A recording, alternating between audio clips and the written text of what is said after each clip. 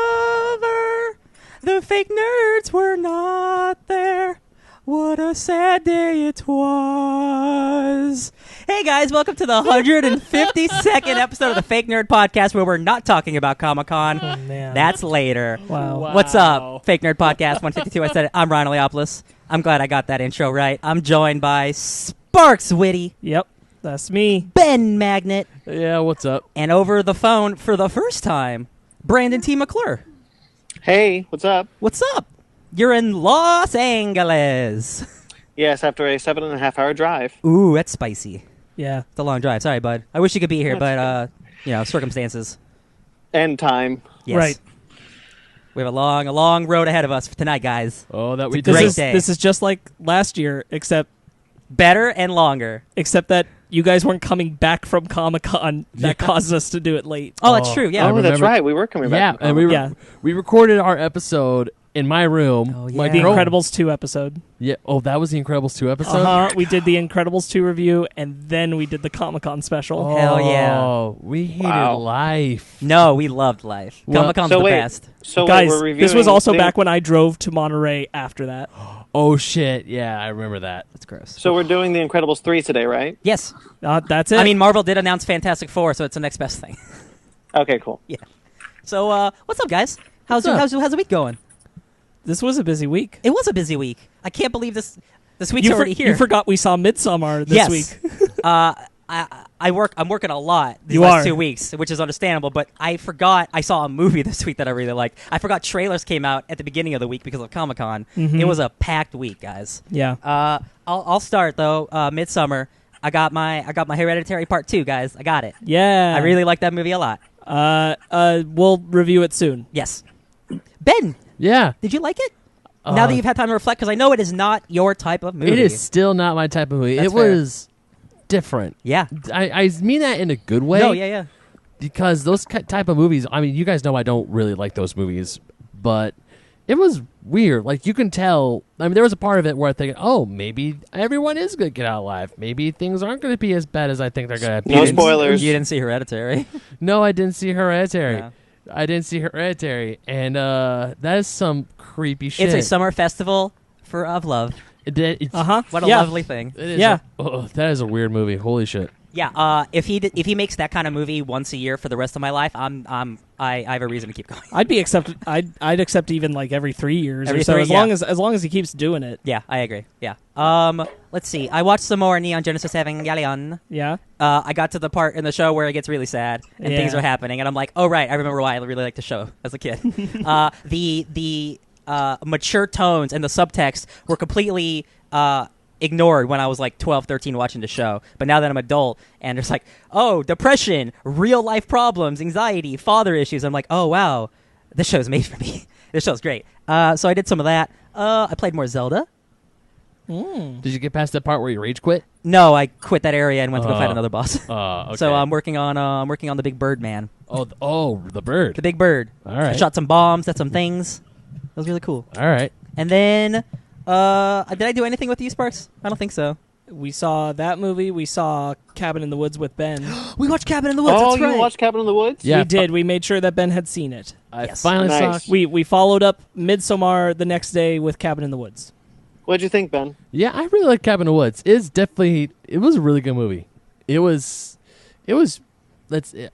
Midsommar was really trippy and like, god, that was weird. Whereas Cabin in the Woods was like, yo, I like this. This is like a really meta style horror movie that it knows it's a horror movie but doesn't know it's a horror movie. And it's like they got all the horror movie tropes. I'm like, oh man, this is great. This is Yeah, just Cabin in the Woods is a favorite of mine. Yeah, I really enjoyed it. And that ending, I was not expecting that ending. Holy shit! I loved when we were watching it, and you're like, and like people who haven't seen it are like, oh, that's a trope, and like, oh, he's like avoiding the tropes, and I'm like, oh, just wait till you watch this whole movie, because like you're clearly like seeing what they're designing. They're doing what they're doing. And I'm like, oh, Ben, you're picking up on it. I love it. One of my favorite things is when they're looking at the screens and they're like, everyone else has failed, and like the Japanese girls, the evil has been defeated. Yeah. Yes. It's a frog. Yeah, watching Ben be bewildered by things happening was totally enjoyable. Yes. Like the second Chris Hemsworth shows up and he's like really, really smart, and he's telling what's her name about so and so Professor so and so, he has lame lectures, but read this book, it's easy to get through, read this book. And he's talking about like these quantum physics or these like really high level college textbooks that I would never pick up on This my is life. like, like I'm young, hunky Chris Hemsworth. Yeah, so he's not just the jock that everyone knows is gonna get laid and die halfway through the movie. He's a sociology major. He's like really freaking smart. Yeah. But he still throws a football around. And even you can be both. And the stoner guy who's he's just incompetent. He's gonna suck. He's very like, yeah, I smoke weed, but I'm also very competent and very articulate. Articulate. There we go. Yeah. That's why. There's that's why I really like jokes that in movie. that one. Yeah, man. I feel bad for Drew Goddard because like he made that movie and then he made Daredevil and then he got taken off Daredevil to make Spider-Man and then the Sinister Six stuff didn't happen and then he made Bad Times at El Royale, which is a good movie. Nobody saw it. Right. Just like he makes these awesome little things that just like, oh man, he deserves a win, like a big win. Sure. He really does. He's one of my favorites. Yeah, he's really great. So that's me. That's yeah. me. What's up? I don't have a lot to add. Brandon, how was your week? It's really busy. As you guys know, the episode didn't go up for a whole week. Not a whole week. Not a whole week. Almost a whole week. A few days. That was partially because I was so busy this week trying to get ready to go up to Monterey for my cousin's wedding, which I was at yesterday. And they're not going to listen to this, so I can say it was awful.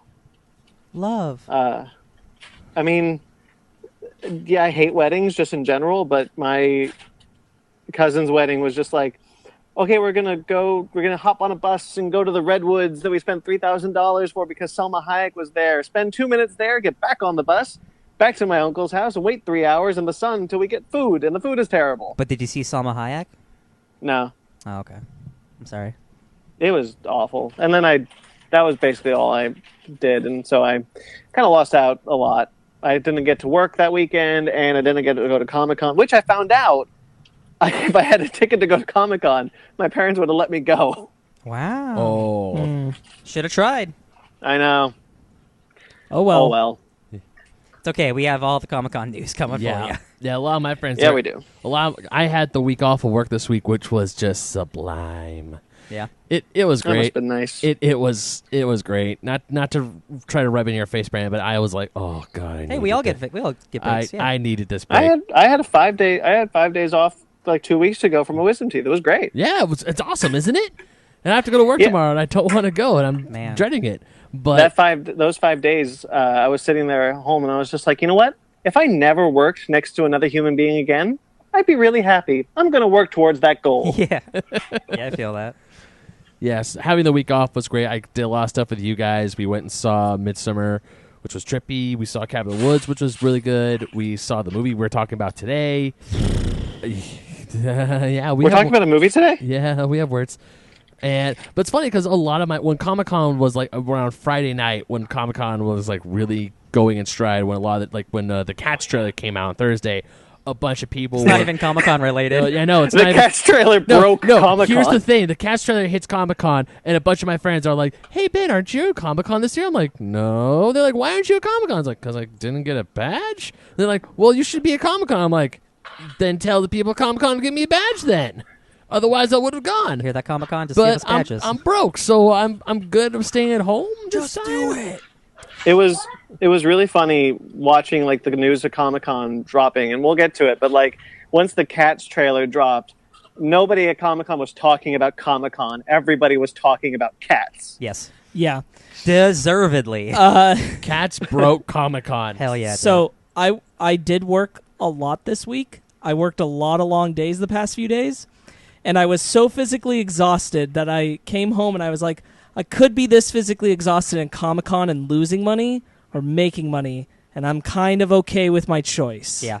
Even though I'd really like to be at Comic-Con, boy, I remember how draining that is. Yeah. Mm-hmm. This is the first year I haven't been like almost a decade. Wow. I've been once. That's cool. Actually, on Saturday, I was at a friend of mine. It was her child's first birthday party. So I was there seeing her and seeing the baby. And then the subject Comic-Con came up. She asked me, she's like, wait, you didn't skip Comic-Con to come to my son's birthday, did you?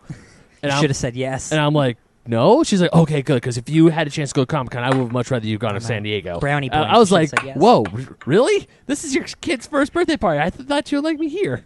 He has a second and a third. It's fine. He's not even going to remember it. He's not even. He doesn't know who I am yet. But Was the kid cute? Yeah, he was adorable. All right. We got a lot to do. Yes, Do we? Shall we jump into it? I Jump in. guess. To our bread and butter then. Nom nom nom nom nom. And here's your bread and your butter. Okay, not in my ear, thank you. All right, guys. So let's start off some really tragic news. Yeah. Jesus. There was a arson attack at Kyoto Animation's Studio 1 building in the Fushima ward of Kyoto, Japan, shortly after 10:30 a.m. their time on July 18th. Kyoto Animation is famous for such works as Full Metal Panic, The Melancholy of Haruhi Shizuma, K-On!, and Clannad.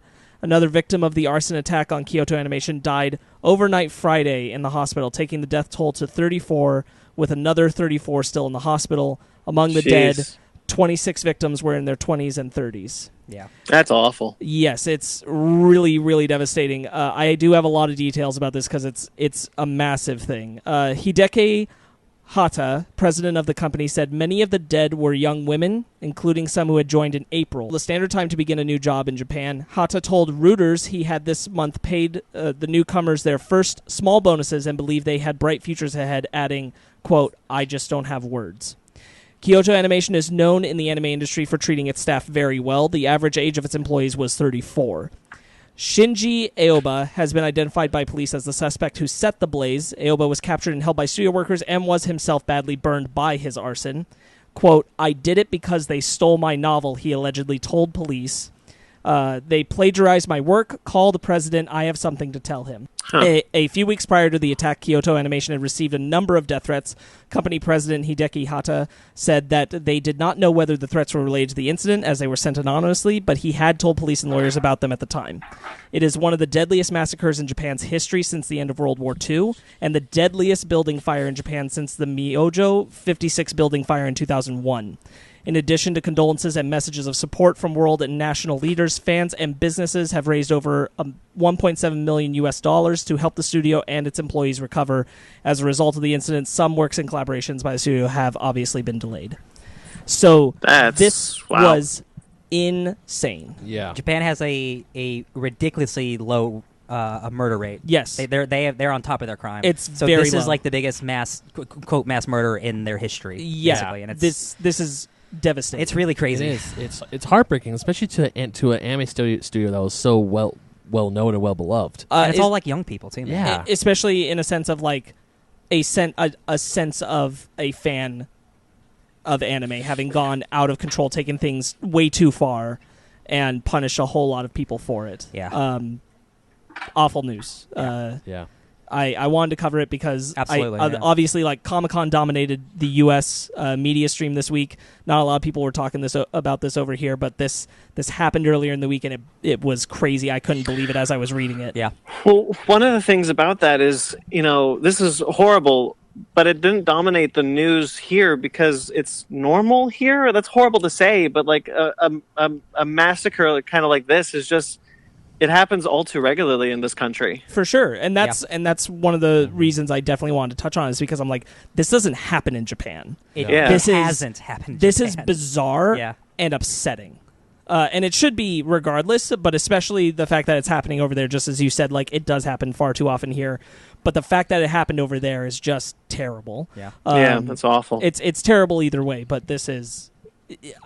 I obviously our hearts go out to everybody affected by it. Man, This is condolences to everyone. yeah, this Man. is just really, really sad. And I like, honestly, if I didn't know like the bare minimum of checking where anime information comes from, and I didn't have people who were into that stuff, I wouldn't have heard about it. Yeah, I saw it. I didn't see it like on IG. I don't think I saw it like on IGN or the big place. I saw it on like a small nerdy website. Yeah, Yeah, I saw it because I follow BBC News, and BBC News is much better about covering world news Yes, when they it's are. major like this. And they sent it out, and I was like, "Oh, what?" Yeah, I found out about the fire because people I follow on Twitter, there's a prominent anime YouTuber called Giguk. He's based in the UK. Mm-hmm. He's a huge anime fan, and he had multiple tweets about the fire, and that I learned from that, Emma Fife, Super Butterbuns, all three big anime fans. So they're like, this is horrible. Yeah. This is some really bad, this is god-awful. Yeah. I don't have the specific names, but I do know that at least two of the dead were like some of the top creators at the anime studio who had created some of the like highest beloved IP for the studio, and they're gone now. Yeah. And that's just awful. You know, awesome that people have at least been raising money to help out and everything. Awful news. We'll now move on to happier things. Ryan, do you want to tell me about GameStop this week? Power to the players. Yeah, I would love to tell you about GameStop. Okay, cool. My name's Ryan Leopoulos. I'm one of those players. Let me tell you about power. Okay, no. This went to a completely different tangent than I thought it was going to be. Holy shit. GameStop is on the way out, and every year they're trying to find more and more ways to stay relevant, to stay profitable. So they've basically turned into like a hot topic, right? Or like what's the other equivalent at the mall? What's the mall? Well, they do like box an lunch. FYE? Yeah, like they have pop figures Yeah. and Sure. they have a bunch of stuff that they used to not have. Right. They're basically like a side hot topic now. GameStop. They are now going to open up. Now they haven't said if it's going to be inside GameStops or a completely different store, but they are opening up their own retro store to sell retro video games and toys and merchandise and stuff. That's basically the news. It's really early, but like we're going to open up a new store for nostalgia, basically. Sure. And in the world we live in, that makes a lot of money. It unfortunately does. Yeah, it totally does. Well, no, I think this is. I think this is a really good idea for GameStop. As you alluded to, Ryan, GameStop took itself off the market. They've been trying to find a buyer for a couple of years, but nobody would buy, so the stock plummeted. Yep. They had nothing left. So this is a good idea for them, and I think this could actually save them in the long run. But yes, true. But I don't think anyone really cares about GameStop anymore, and they're just trying to find ways to stay relevant. No, that's true. That's definitely true. But when they like rebrand like something like this, like we know that Toys R Us is coming back this holiday season, Sure, with a rebranding thing. I think what rebranding like this to move away from newer games to kind of go into a more like neon, which is what I get the impression they want to like tap into that market. Or what's that retro game store, Ben, by you? Lost Levels. Yeah, Lost Levels. Yeah, something like that. I think that's the direction to go, and hopefully it works out. Because I don't like seeing companies go out anyway. But GameStop's a pretty bad company, though. I mean, I think that this is very similar to like what happened with Borders and stores like that. Is that in this current age, it reached a point where the prices that would be marked on things there were so outrageously high because they were trying to turn the profit as high as they could. Right. But you could go other places and get the same products for less. Oh yeah. They like I understand why people shop online a lot. I also miss going to the store for some of my things, but at a certain point it became they'd driven people to the online stores because their prices were just too high. And GameStop has been suffering from that for a long time when it comes to video games, especially in the used market. So if when they do this retro one, they can bring down the prices, I think they'll see a better turnout of profit. Yeah.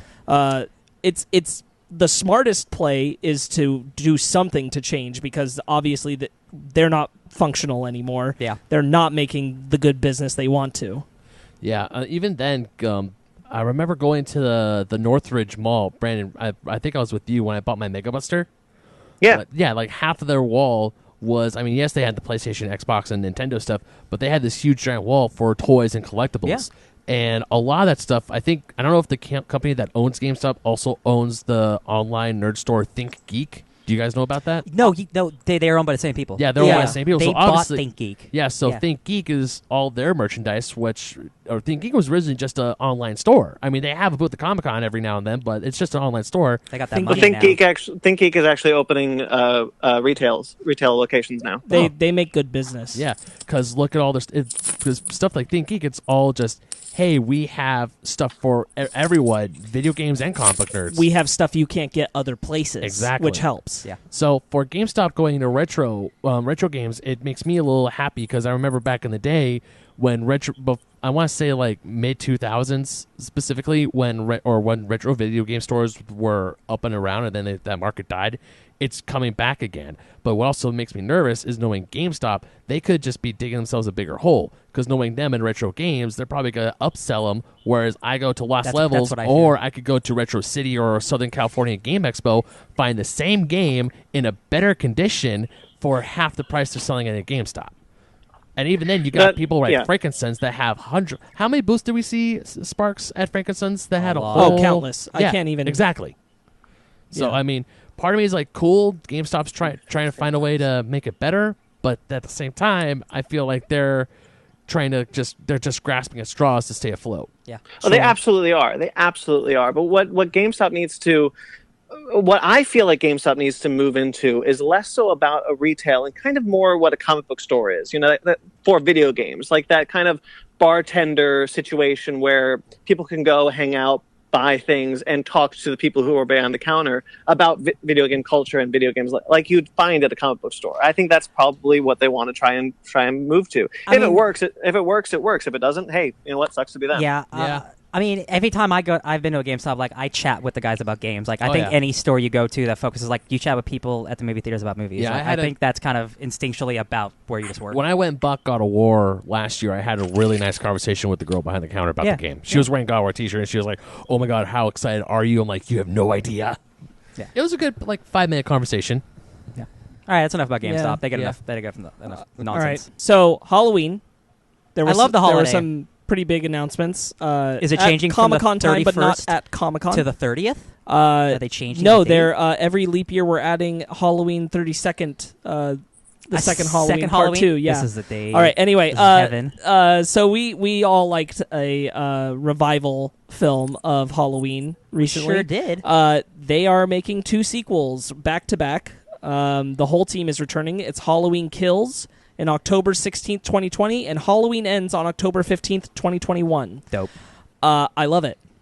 The rumor originally was that both movies were going to come out in the same month. Now that was too crazy because you can't expect a person to see 2 movies that quickly. I mean, I would do it. No, we would do it. The 4 of us would do it. Like in marketing a heartbeat, and but- business. Man, could you imagine just top of October or just say bottom of September, Halloween Kills. 2 weeks later, Halloween Ends. And it's like, man, go check this out. Here's our double features. The only movie that's ever done that was this close was the Matrix sequels. They came out 6 months from each other. They came out at the end of one year and then the middle of the next year. And that's never happened before. I remember that. Yeah, it was 6 months. Hasn't happened since. Yeah, it's crazy. I remember going to the movie theater to see the last Matrix movie. I thought, hey, the second one just came out. Yeah. How long did that come out? That one didn't work out.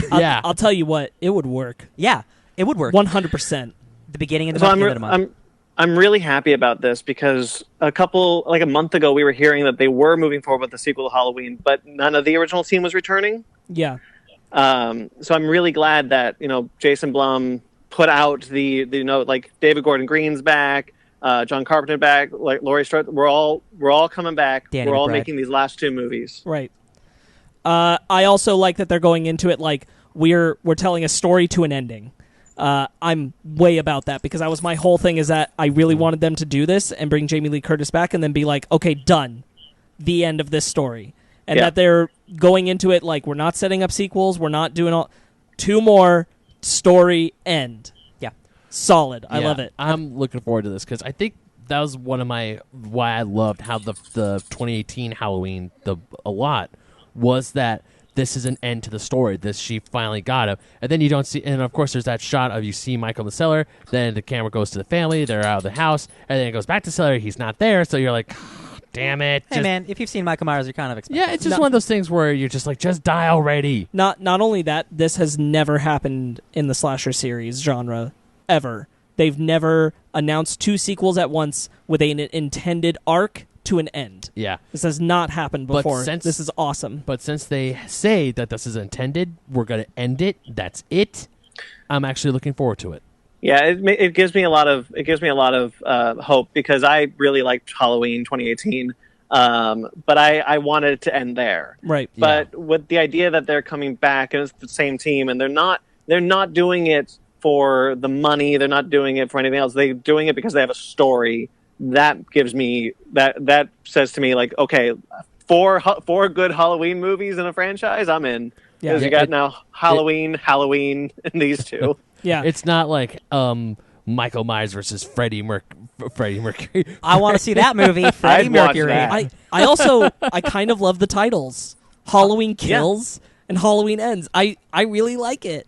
I really like it. Especially Halloween Ends, because it's like, hey, this is the end of Yes. this story. No more. Yes. There are definitely other films within this franchise that are no longer this continuity that I like, but this having an ending is going to make me like this a lot. I mean, I did like the original It's never Halloween happened. too. We've never seen an ending to a Michael Myers story, so this is awesome. He just You could keeps coming back. argue that Rob Zombie's Halloween 2 had an ending. You could make that argument, but that would be the only one. Yeah. Yeah. Yeah. Glad we're all stoked. All Yeah. right. Hell yeah, dude. Halloween forever. Ryan's very excited about this Warhammer 40K television series. What is this? Oh, I'm sorry. I guess he's not. Please read. Big Light Productions, led by the Man in the High Castle creator Frank Spotnitz, has teamed with Warhammer 40K rights holder Games Workshop on a live-action TV series, Eisenhorn. The series will be set in the Warhammer 40K universe where mankind teeters on the brink of annihilation. While humanity's armies wage unending war across 1 million battlefields, in the darkness, a secret conflict rages, fought by the agents of the Imperial Inquisition. Hell yeah. Drawing from sci-fi, fantasy, and crime genres, Eisenhorn will see Inquisitor Gregor Eisenhorn and his band of investigators fight to thwart the monstrous schemes of aliens, heretics, and demons before mankind's doom is sealed. God damn. Spotnitz will act as both showrunner and executive producer on the series, which will be based on novels written by New York Times bestselling author Dan Abnett from Guardians of the Galaxy, X-Men, and the Horus Heresy. This is a quote from him. We are delighted to collaborate with Games Workshop to develop the beloved visionary world of Warhammer 40K into a TV series. Warhammer 40K is steeped in rich and complex lore with a myriad of traditions and stories that have accumulated over time in this thrilling and complex world, making it one of the most exciting properties to adapt for television audiences and the franchise's loyal global fan base. Yeah. There is nothing else like it on television, and we are incredibly excited to tap into our own experience creating imaginative, complex, and compelling worlds to bring this incredible saga to the screen. There is nothing like Warhammer 40,000 in the universe. Let me tell you. Is there a network attached? This is I'm pretty sure this is Amazon Prime. Yeah, the Man in the High Castle? Good. Yeah. Warhammer 40,000 takes place in the 41st millennium, obviously. It's about the Imperium of Man trying to extinguish religion from the universe, right? This is all about them furthering science. So what happens when you spend 1,000 years conquering the universe in the name of science, and then interdimensional demons come from somewhere else, ruining your entire philosophy, your entire way of living? It turns half of the Imperium into demon heretics. It's the greatest galactic civil war that makes Star Wars look like a PG, kiddie cartoon, man. It is horrific and graphic, and it's insane, and it is too big.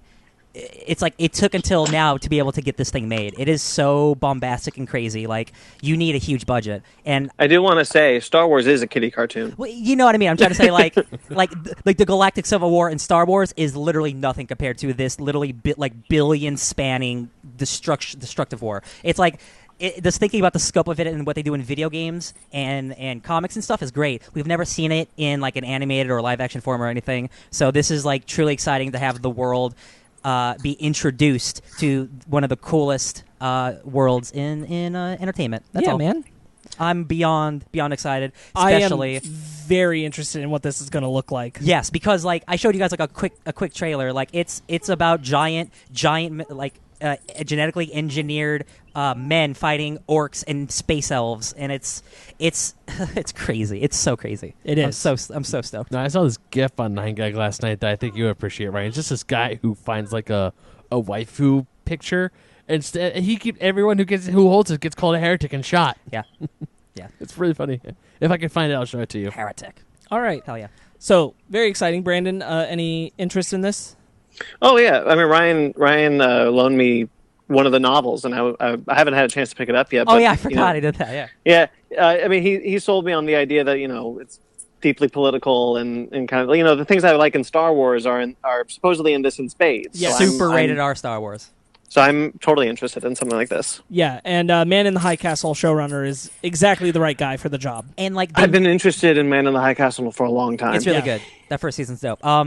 I'm specifically interested because they mentioned Dan Abnett's The Horus Heresy. And that is about, like, the greatest prince of all time becoming, like, this Darth Vader, just, like, killer. And, like, they said the word Horus. And if, like, you're a Warhammer fan, the character Horus is Darth Vader. And, like, that is, like, truly exciting that, like, we're getting it. It's happening. This I feel like when Iron Man came to theaters. Like, this is going to usher in, a super crazy age of this cyberpunk military 40,000 years in the future nonsense. That's all. That's hopefully awesome. Hopefully it does well enough. Hell yeah. I hope so. Moving into comics news from this week that is not from Comic-Con. There's quite a bit of it. Can you believe it? A Power Rangers Teenage Mutant Ninja Turtles crossover. What? With writer, Brandon, correct me if I say this wrong, Ryan Parrott? Or Perot? That's how I would say it. Okay. And the artist Simone DeMeo. It's a 5-issue miniseries. It will see Tommy as the Green Ranger form an alliance with Shredder. Quote from Parrott. Honestly, I'm pretty certain keeping this project a secret has taken years off my life. These two iconic franchises were my TV parents, each teaching me valuable life lessons 30 minutes at a time. The Power Rangers and the Ninja Turtles are too insanely awesome not to bring together. I mean, they're both color-coded teenage martial artists who fight monsters. It just makes too much sense. A huge thank you to Hasbro and Nickelodeon for letting me play with so many of their wonderful toys. It is truly an honor to be a part of such an exciting crossover. I'm the luckiest kid in the world, and I cannot wait for you all to see what we've been putting together. Yeah, Boom has been doing some really great stuff with the Power Rangers, stuff I've been really interested in getting into. I've read bits and pieces, but never the full thing. And IDW has been doing really great stuff with the Teenage Mutant Ninja Turtles because, they have Eastman and Laird back on the book, and they have been for years and years and years. Yes. And that's some pretty interesting stuff as well. I think this is a really good idea. And the Power Rangers have been crossing over with the Justice League, and that was also a good series. So there's no reason to think this isn't going to be good. Power Rangers crossed over with Teenage Mutant Ninja Turtles in the show too. Yeah, look at all this. Yeah. Look at all that Power Rangers love. This sounds really cool. I mean, yeah, it just absolutely makes sense. Like they cross over with Batman with Justice League. Like this is actually the best pairing. It totally makes sense. Yes, this franchise blends really well. Mm-hmm. All right, moving on. Tales of the Dark Multiverse. This is my shit. This will explore classic stories, 48-page stories set in a different dark multiverse. Tales from the Dark Multiverse announced Batman Nightfall with writer Scott Snyder and Kyle Higgins and artist Javier Fernandez. Coming out October 16th, it will revisit the 1993 Nightfall crossover where Bruce Wayne had his back broken by Bane and Jean-Paul Valley took over the mantle of Batman. In the real DC universe, Bruce eventually recovered and took back the mantle. In this alternate universe, Valley remains in power and becomes a tyrannical figure called Saint Batman. Hell 30 yes. years after the events of Nightfall, the only hope to free Gotham is a new figure called the Son of Bane. Heck yeah, baby. Oh, shit. Well, that sounds really good. Hell yeah. Yeah, I'm very excited for this. I love the Dark Multiverse. I rave a lot about Justice League. I really like the idea of the Dark Multiverse, and this is a really good idea to really dive into that premise. And this is Scott Snyder, so I'm excited. Kyle Higgins ain't no slouch either. No. That dude's great. Absolutely. All right. Tales from the Dark Multiverse, The Death of Superman, with writer Jeff Loveness and artist Brad Walker and Andrew Hennessy, coming out October 30th. In this alternate universe, Superman stays dead, and a vengeful Lois Lane is transformed into the Eradicator. Rather than carry on her husband's legacy, this Lois becomes obsessed with stopping the never-ending battle between heroes and villains for good. And the company's press release also teases future issues will focus on Infinite Crisis, Blackest Night, and New Teen Titans, The Judas Contract. Hell yeah.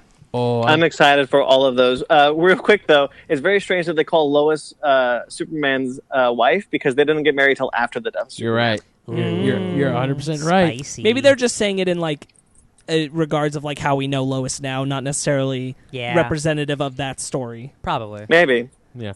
But Who still, knows? But still, Lois becoming the Eradicator? Sign me up. They could literally, just like with a certain Marvel thing that's going to be, what if stuff, like this, any story they can tell. As long as it has a title, story from the Dark Multiverse, I'm going to buy it. Right. 100%. Yeah. Just like Brandon, I wasn't super crazy about the overall story of Dark Knights, but the concept and the characters are a 10 out of 10 Ryan Eliopoulos joint. Did I tell you guys? So I was reading Justice League, and they flash back to the creation of the universe, where the Monitor, the Anti-Monitor, and the World Forger were all born.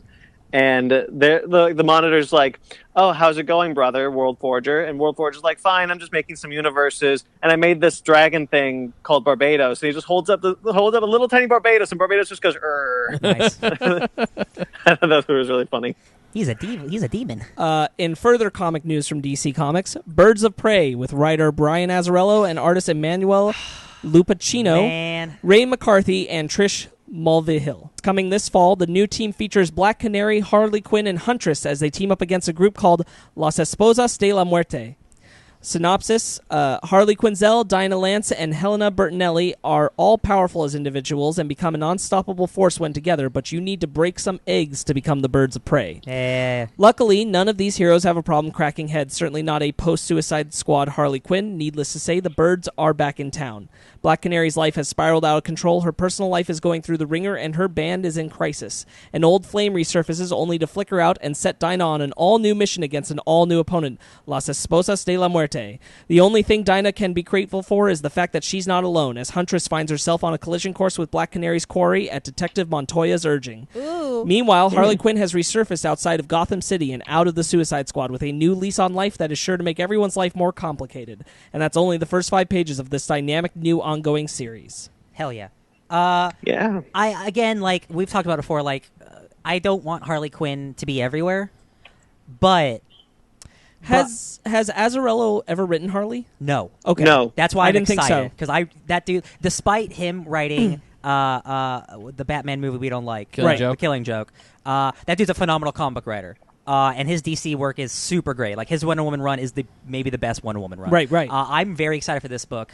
It's definitely in ties to the movie that's coming out later. Like it's synergy. That's why Harley's in this book. But Brian Azzarello writing it gives me a lot of hope. Same. Yeah, there's a lot here to like, but there's also I'm super interested in the idea that Batgirl, Oracle, they're synonymous. Like Batgirl in the New 52, Batgirl was on the Birds of Prey. Poison Ivy was on that, so there is a precedent for like Harley Quinn to be on the Birds of Prey. Yeah. But it is weird. This will be the first time that the Birds of Prey hasn't had Barbara Gordon. Yeah, maybe that's going to be a late edition or something they're trying to hide. Who knows? Because it didn't Oracle was a bad guy for a little bit in recently, right? Is that mistaken? It's a really contrived reason, but yes, there was a bad Oracle, but it wasn't Barbara Gordon. Okay. I just remember that happening. I'm like, oh, that's interesting. I think It was her consciousness in a computer that turned bad. It was weird. It was weird. I'm into that's some stuff I'm into. I'm definitely interested to see Azzarello's take on this. Yeah, because I definitely don't think it's gonna be like PG because that dude writes metal. That dude's a hard metal guy. Right. Yeah.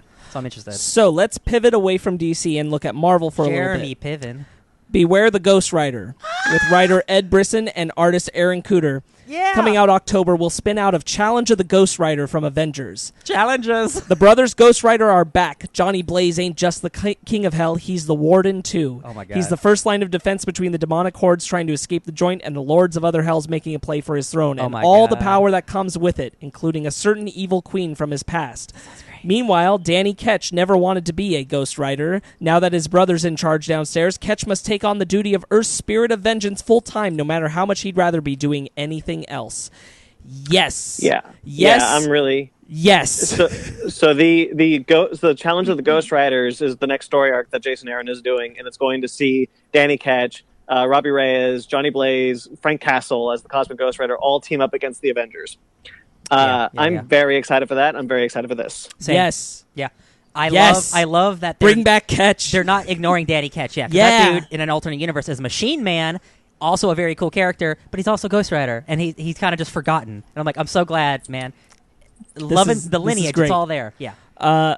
Amazing Spider-Man Full Circle, with writer Jonathan Hickman, Nick Spencer, Jason Aaron, Chip Zdarsky, Al Ewing, Kelly Thompson, and Gary Dugan. Wow, those are all good writers. Artists Valerio Schiti, Chris Bachalo, Rachel Stott, Chris Spouse, Greg Smallwood, Cameron Stewart, and Michael Allred. These are October. Insane. This is too good. A summons from S.H.I.E.L.D. leads Peter Parker into a globe-spanning adventure that will test him as never before, one in which the future of all mankind lies in his gloved, webbed hands. Who is the mysterious prisoner in the steel box who keeps propelling the wall crawler onward? Nick Spencer and an all-star team of Marvel's biggest writers and artists take up the challenge to create the wildest, maddest, most unconventional, amazing Spider-Man story of all. Guest starring Nick Fury, Wolverine, and Peter Porker, the spectacular Spider-Ham. Yeah. Well, that sounds like a lot of great writers. What is this, a event, a miniseries? Like, what is it? It's a miniseries. Yeah. Is it weekly? Is it monthly? I would imagine with this team it would be monthly. It doesn't say. It's probably I thought it was monthly, gonna be, but it sounds like a weekly thing because Avengers No Surrender had like 9 writers on it too. man, I'm excited. Yeah. Dude, Hickman touching Spider-Man, just like Hickman touching anything makes me Right, happy. yeah. Like, this just makes me think like, okay, he's obviously doing X-Men stuff, but he's in. Yeah. He's in it. He's writing Yeah. everything. I'm so happy. Marvel Zombies Respawn, with writer Philip Kennedy Johnson and artist Leonard Kirk. When Galactus' corpse appears at the edge of Earth's solar system, the Avengers, X-Men, and Fantastic Four investigate. Too late, they discover that Galactus' body is now the vessel of an interstellar terror, which one by one transforms Earth's mightiest heroes into the universe's most terrifying predators.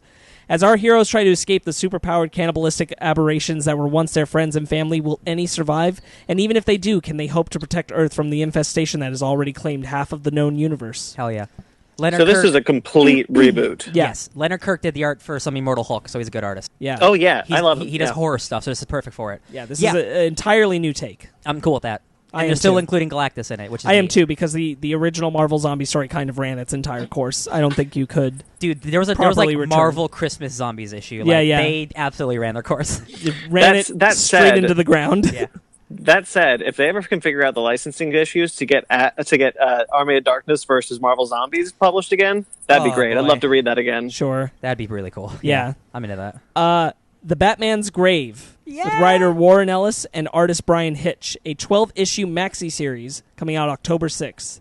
This series will follow an iteration of Bruce Wayne and Batman, who obsessively identifies with those who have been murdered and immerses himself in their lives and obsesses over every detail of their deaths. The story itself sees him looking into the victim of a particularly grisly murder and employing his aforementioned intense methodology. The team that brought us the Authority now turn their talents towards the world's greatest detective, whose current case forces him to inhabit the mind of a murder victim with a half-eaten face without filling the empty grave next to those of his parents.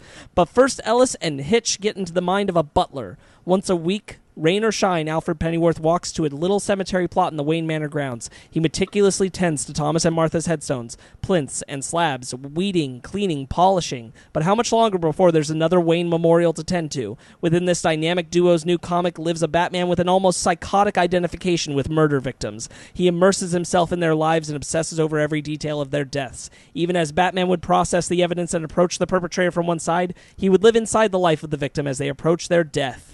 Wow. Warren Ellis is writing this, right? Warren Ellis is writing this. Yeah, It's that a sounds 12-issue right. series. That This is sounds right. awesome. Yeah.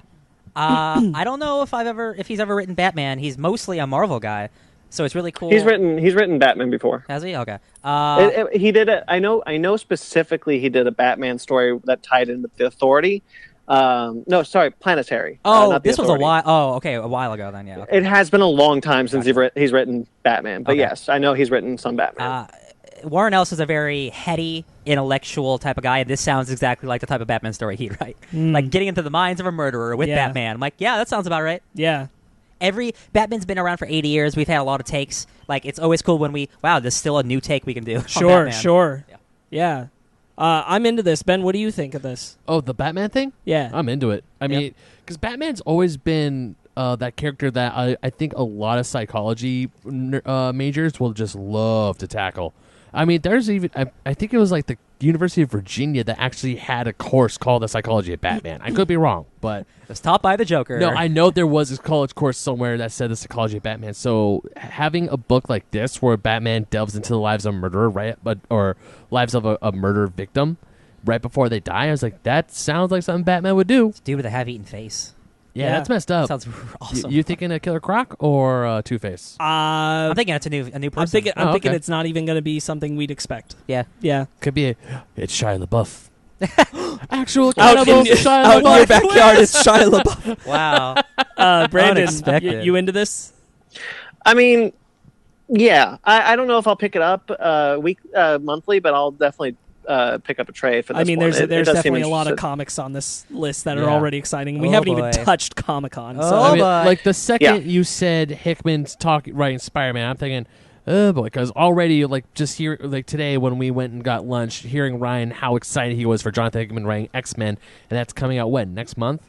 Next week. Yeah, that's coming out next week. I'm dying inside. I'm thinking it's like, all right, well, I know I'm gonna My wallet just got lighter. Yeah. We'll talk about it, but announcing 7 new X books. Oh my God, my Yeah, yeah. wallet. Is he writing them all? No. Okay. We'll No, get no, no. there. We'll get there. We'll get there. All right. One last bit of comic news. Metal Men Oh yeah. with writer Dan Didio Oh, and artists Shane Davis and Michelle Delecki. It's a 12-issue maxi series, and it will introduce an nth Metal Men. Yeah, this is coming straight off of. So I got the tab open for this one, but it's coming straight off of Dark Knight's Metal. They reintroduced the Metal Men. Yes. So it's going to be interesting to see where this one goes. Dan Didio's not the best writer. He certainly got his hands full with being the editor in chief of DC. Yeah, I was going to say we haven't really seen him touch anything for a while, and I feel like that's partially for a reason. What was the last thing Yeah. you wrote? Does anyone know? Did he have any involvement with some of the Arkham Asylum comics? Because he was involved in the game for sure, I think. No, he No? didn't. No? Tomasi did though. Okay. Oh no, you know what? He did write. He Like- wrote Arkham City. Because there's 3 different Arkham books that had a bunch of people on them. Yeah, he wrote Arkham City. It's been he shows up on books every now and then. He did a New Age of Heroes book for 3 issues. He doesn't Yeah. stay on a book. Yeah. But this will be interesting. I'm curious about this one. I saw some preview art for the book, and it does look really nice. And I know very little about the Metal Men. I have the basic knowledge, but the art's really nice and has really cool style to it. I just don't know if I trust Dan Didio's writing. So we'll see. Yeah, I feel that. Yeah, this one might be a wait and see. See how the reviews are looking. I'd say with everything else on the list, this is definitely I'll hold off to here. Yeah, right. Yeah. Yeah. Yeah, me too. All right, guys, let's move on into our trailer talk. Do, do, do, do. Let's start with the first one that only you and I watched because it's the only one. Oh, of course, Just- of it's a course. quick one. Okay, we didn't put this on the list, No. but yeah, Ryan reminded me. 3 from Hell. Yes, Rob released Zombie's a trailer next this movie. week. 3 from Hell is the follow-up to the Devil's Rejects, which It's- was a sequel to House of a Thousand The Corpses. Devil's Rejects is his best movie and arguably an incredible good horror movie. 1000% Devil's Rejects is Rob Zombie's best film. Seeing 3 from Hell come out is awesome. It's really cool. I'm very excited about it. I am very excited that they are bringing in the actor who played Doomhead from 31.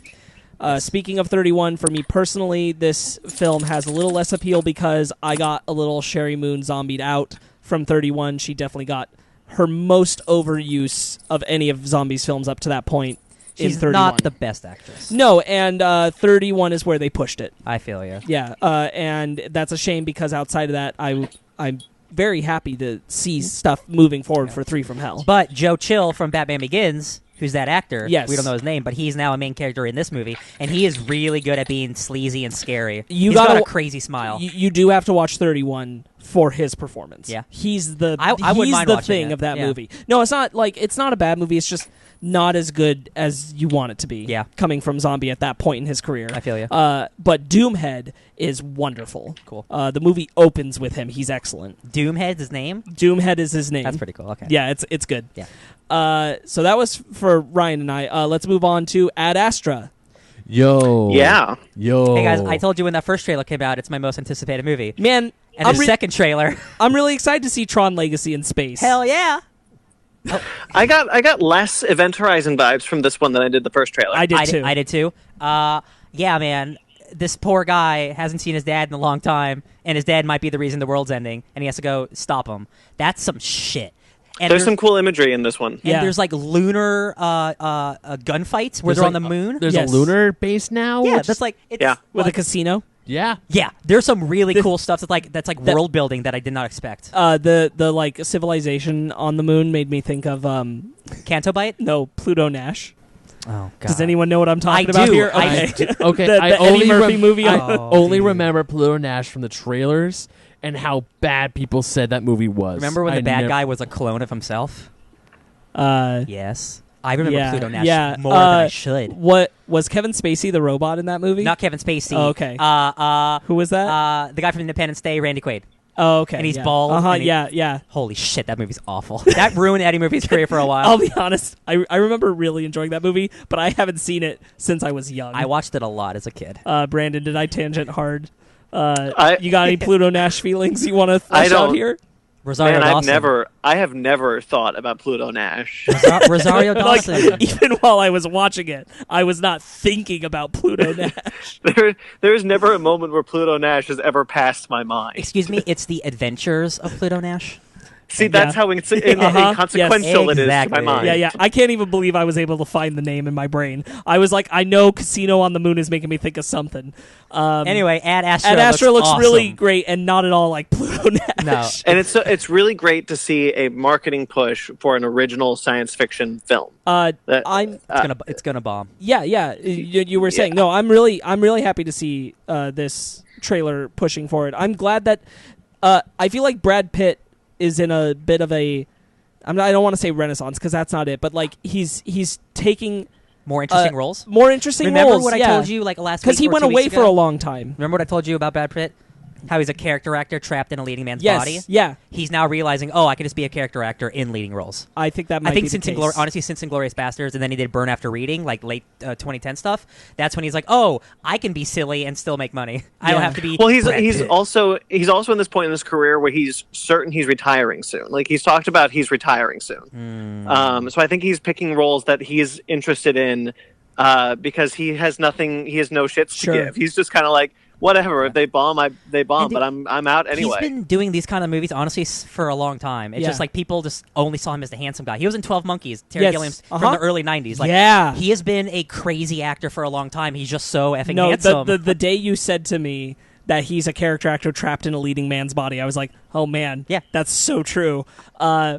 Aldo Rain from Inglourious Bastards. That's when I was like, I don't look at Brad Pitt the same way again. Sure. This dude is a phenomenally fun character actor. Yes. I want my scalps. I'm really into this. Good for Ruth Negga. Yeah. Getting billed in this film. I didn't know she was in it till we saw the trailer. Yeah. That's awesome. Brandon, you remember who Ruth Negga is? Yeah, She was- she's from Agents of S.H.I.E.L.D. Yes, the girl in the flower dress. She's also been Yeah. on Preacher. She's on So Preacher. this is a great gift She's for done her. a couple indie small movies, but like This is awesome. this for is her. like a big push for her. Yeah. yeah. I just like how Ad Astra it takes place in a future that feels it's not far off because like we have a lunar elevator now. We have a base on the moon. We're exploring. It's like the beginning of Valerian. Yeah, it kind of is. Like in the middle of it. yeah, Yeah, like in the Not middle all of the the way beginning through. of Valerian. Yeah. yeah, and I really dig it. That's like, hey, we really want to explore space. We're gonna go explore space. So like, man, I like that. It feels just from the vibe of this trailer like the most close to real prospect of a future that we might be heading for. Yeah. Just what it visually is displaying. Yeah, Yeah. I feel that. I'm interested for sure. Yeah, Ad Astra, guys. Everyone should go check it out. Please I think. see it. Uh, It's expensive. I Yeah. would really like. I'm actually really after this trailer. This trailer sold me completely. I was like, no, I really want to go see this movie now. Yeah. The Kingsman. Yes. Yes. I think everybody has some feelings on this. Brandon, let's start with you. This is kind of one of your most anticipated. Yeah, so I was really bummed when they pushed it to February. There's not a lot in this trailer, but from what I did see, it is Matthew Vaughn doing World War I, and I love Matthew Vaughn's style so much that it feels unique, something we haven't seen before. It doesn't feel like this is a Kingsman origin because it kind of feels like the Kingsmen are already around. Yeah. Yeah. So that was a little strange for me. And Aaron Taylor Johnson's nowhere to be found. And He's Rasputin. He's what? Yeah. Yes. Yeah, that's why He's I'm Rasputin. That's the main reason I got excited for this trailer because Sparks, you told me Aaron Taylor Johnson was the bearded guy. Yes. And this is before I rewatched the trailer. I'm like, "Oh yeah, whatever. I don't remember the bearded guy." And then when we watched it, I'm like, "Oh, he's Rasputin." This is when he Okay, gets, yeah. I was really excited when I saw Rasputin in this because I you know what? Ever since Hellboy and Anastasia, Yeah. make Rasputin a villain. He's kind of He fun. is He's a cool. fun Yeah. character villain. Now that I know that, I'm like 10 times more interested in this film. Yeah, honestly, same. I'm really glad that Aaron Taylor Johnson is not the lead, like Yeah. we were talking about a while back. Because I'm like, I that d- was what was not selling. I don't me. want him being a prim and proper English boy. I want him doing what he did in Nocturnal Animals when he was nominated for an Oscar, when he's being a serial sociopath monster. And it looks like he's being crazy Rasputin in this, and it looks awesome. I will say, again, like, I think this does look great, and Matthew Vaughn's a great director. It's got a great style. It doesn't say anything Kingsman to me, so yeah, I'm kind of a little reserved. Yeah. Because I'm like, wow, this looks like a cool World War I movie. Where's the Kingsman? I really am bummed Brandon's on phone and everyone couldn't see his face when he found out Aaron Taylor Johnson was Yeah. Rasputin. It was really good. I was able to see his face a little bit. I could see Brandon a tiny little bit on the screen, but it was a good. It was full wide-eyed, both hands to the head. Like what? He's like, whoa. Yeah. Again, when No, I don't mind stripping away some of the Kingsman elements. Kingsman is a really fun spy film, and I still hold that Kingsman: The Secret Service needs to be the basis for every Bond film going forward. But stripping away some of that stuff and going back down to like maybe we have gadgets, but they're not high tech gadgets. They're like what we can salvage gadgets, like MacGyvering stuff. I'm kind of into that. Because I like period genre films so much that I want to see them work within that time period and show why that time period was important for the story. Sure. yeah. I can't pin why. It's definitely a personal thing. I have zero interest in the war aspect of this. I don't know exactly why. I just do. I don't care for anything related to World War One. Maybe it's because I don't know. I had a thought and I completely lost it. I don't know that there is a specific reason. It's just not visually at this moment. It is not the thing making me want to see this. When you think of everything that Kingsman- wasn't a war shot Yeah. was more interesting to me. When you think of Kingsman, you think of nice suits and like slick action, and this reminded you of just like a war movie. So it's like it doesn't feel like Kingsman at all. Sure. Am I misremembering, or is there a line in Kingsman 1 where Oh, boy. Colin Farrell? Firth? Colin Firth. Colin Firth. Colin Firth. I get those two mixed up. No, When Colin understandable. Firth was talking about the Kingsmen having been founded because all their children went off to war and they had nowhere to spend their money, so they made themselves a spy organization. Yeah, that's what. Yeah, because World War One, a bunch of the lords and highborns died in World War One, and then there was like, well, the money is just sitting there. What are we gonna do with it? Was I misremembering? Because I thought he said World War II. I honestly don't remember. I could swore he said World War One because I have a feeling World War One. That's I'm I honestly unsure. Yeah. I want to say World War One. That seems more likely than World War Two. I mean, probably is World War One, but I haven't Yeah. seen it in a little while. Both of us could be misremembering. I'm sure it. the second trailer will dive into more of like the origins of the Kingsman stuff. This is just like obviously like the first trailer. So it's not going to give us everything. Yeah. At least visually, it does look good. But like I need more Kingsman in my Kingsman. Have you guys 100%. noticed that there's a lot of World War One like coming into pop culture lately? Yeah. Since Wonder Woman. Well, movies take a long time to get made, so I think it's just coincidental. Like I think that there's been a realization that what happens is I think a lot of filmmakers are coming from around our generation Yeah. at this point, and they're coming up where we learned very little about World War One because World War II was the most important. And as you get older, you kind of get a fascination with what really was World War One, and I think there's a desire to explore that because World War II has kind of been done to death. Archduke Franz Right? Ferdinand. I think that's part of what we're seeing. And also, World War One was a cluster shack. Yeah, I was trying to figure it out. I think Peter Jackson's documentary "They Shall Not Grow Old" is World War One also. Yes, I believe so. So it's really interesting just to kind of see this like cultural like resurgence of this war. I think Yeah. you might be right, Sparks. Yeah, like we actually don't like again. We're taught all about World War II because we had a lot of footage of World War II. But like Yeah. World War One's almost like a mystery. So the older we get, the more we dive into it ourselves. It's very And- easy to yeah. remember a lot of the and part of it is because the United States just wasn't very involved in World War One at all. True. And World War II we were, so we learn a lot about it when we were growing up. But we are not taught a lot about World War One. Like I can't remember all of the key details about World War One. Same. Like the major events, I can remember a handful. Whereas World War II, I can remember many Yeah. because it's kind of ingrained in our culture. and we've Yeah. seen but almost every war movie is about World War II. It seems Yeah. like. and that's the thing is that and in it's World just, War One. No, go ahead, Sparks. I was just going to say that World War One is a untapped resource of film narrative. There's a lot less about it than World War II or Vietnam. And recently, I think the last World War One veteran passed away. Yeah. So there's no one alive who remembers World War One. Sure. Yikes. Yeah. That Well, makes. it was a long time ago. Yeah. Yeah. Okay. So let's move on to the next thing. Jay and Silent Bob reboot. Snoogans. That's from Jane's. Brandon, have you any familiarity with Jay and Silent Bob? As in, like, watched any of those movies? I only am familiar because you guys have talked about them. I've never seen Clerks or Jay and Silent Bob. You've seen Dogma, correct? The which they only appear? Kevin Smith movie I have seen is Red State. Oh, okay. You saw I think, Red State? I like that movie. Boy, I think you would like Dogma, my friend. Yo, I think so too. I didn't think you, because I seen Red State too. I didn't think you would see Red State. I thought you would see Chasing Amy of all I'm films. surprised you've seen Red State because it's a horror movie, Ben. Don't ask. I was watching it with Jeff. My name's Jeff. Thank you. I was watching it with him one day, and it was just all right. We're gonna watch because I knew he directed it, and he said it was a different type of movie. First type of new movie, like the first, his first soiree into new types of movies. Yeah, it was. Did you listen to the Kevin Smith interview from Empire? No, I did not. No. He talks about how Red State was his like attempt to make a real movie. Yeah, I feel it. I feel it. I think that this film feels very much like a love letter to, if you're a fan of those films, the View Askew universe. Yes. Yeah. If you're a fan of that, this is for you, and it's got some more current pop culture mixed into it. Obviously, some shots at BVS are happening for sure. Hey, with Ben Affleck in it, which is cool. Yo, Melissa Benoist plays Chronic, and I freaking love that. Yes. I don't think this looks like a good movie, and I don't think it probably will be a good movie. But I really love Kevin Smith, and I think his earlier work is actually really, really good. Yeah. He's become someone who I really respect as a person. I can't say the same about his filmmaking.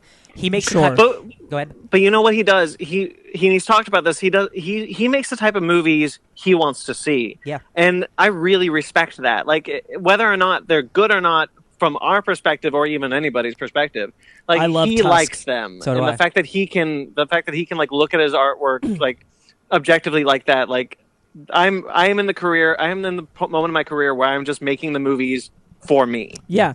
I also have a lot of respect for him. I really enjoyed Tusk. So did I really yeah. enjoyed Red State, and I really enjoy all of the episodes he's done on the CW. His episodes have always been great. Yeah.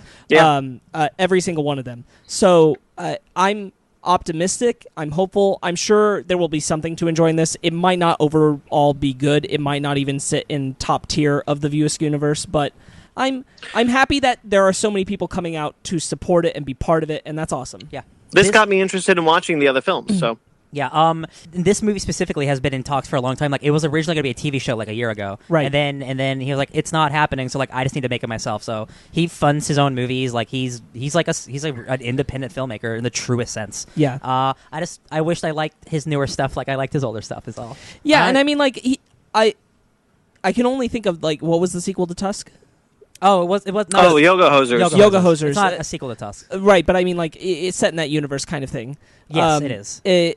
That's the only it has one evil that Nazi. That's the only one that, sausages. like, That's really, really bad. right. And everything else in his recent work, I've been happy with. Actually, now that I think about it, yeah, it is only Yoga Hosers because Yeah, I yeah. like Tusk and Red State. Yoga Hosers felt like a misstep, but I also kind of understand that, like, you got a lot of blinders on when you're working with your children. But he also literally made that for 13-year-old girls. He did. So a lot of people aren't going to like that movie. Right. Yeah. Yoga Hosers? Yeah. Yes. It's, Yoga it's Hosers made for did- teenage girls. Yeah. For his daughter. It was basically him making a movie for his daughter and Johnny Depp's daughter. Mhm. Yeah. And he shows up in that movie, which is crazy. Right. He doesn't do that many things. He's the biggest star in the world. Shows up in. It blew my mind when he was in Tusk. Yeah, it's awesome. It's pretty good. I was surprised to see Ben Affleck in this. Yeah. Me too. He and Ben Affleck, for all intents and purposes, haven't spoken in years.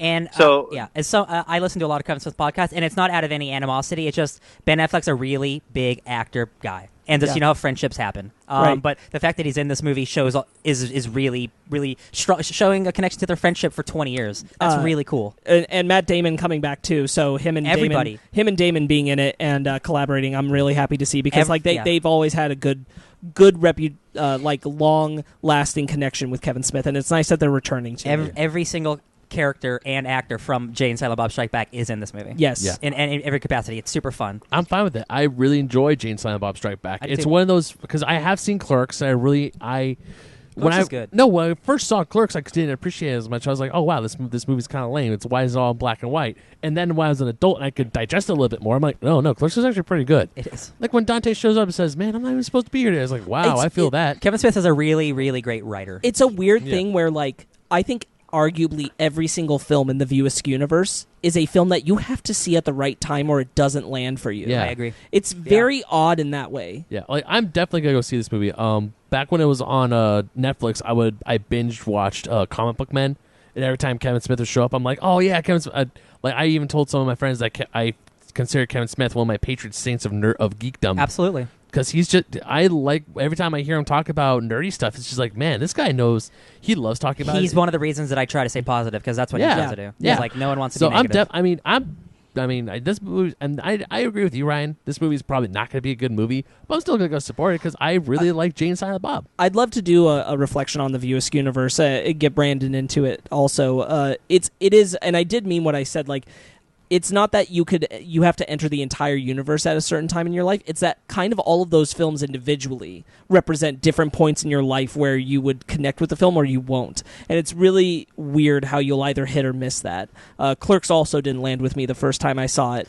But Dogma did. Then Mallrats landed with me way later. Oh, I love Mallrats. Mallrats is great. That's another one that was trying to get something made and never happened. Yes. I haven't seen Mallrats. I haven't seen the only movie Kevin Smith movies I know for a fact I have seen are Clerks, Red State, and Jay and Silent Bob Strike Back. That's it. The final word on Jay and Silent Bob. I really appreciate Strikes Back because that came out in 2002 or 2003 or whatever.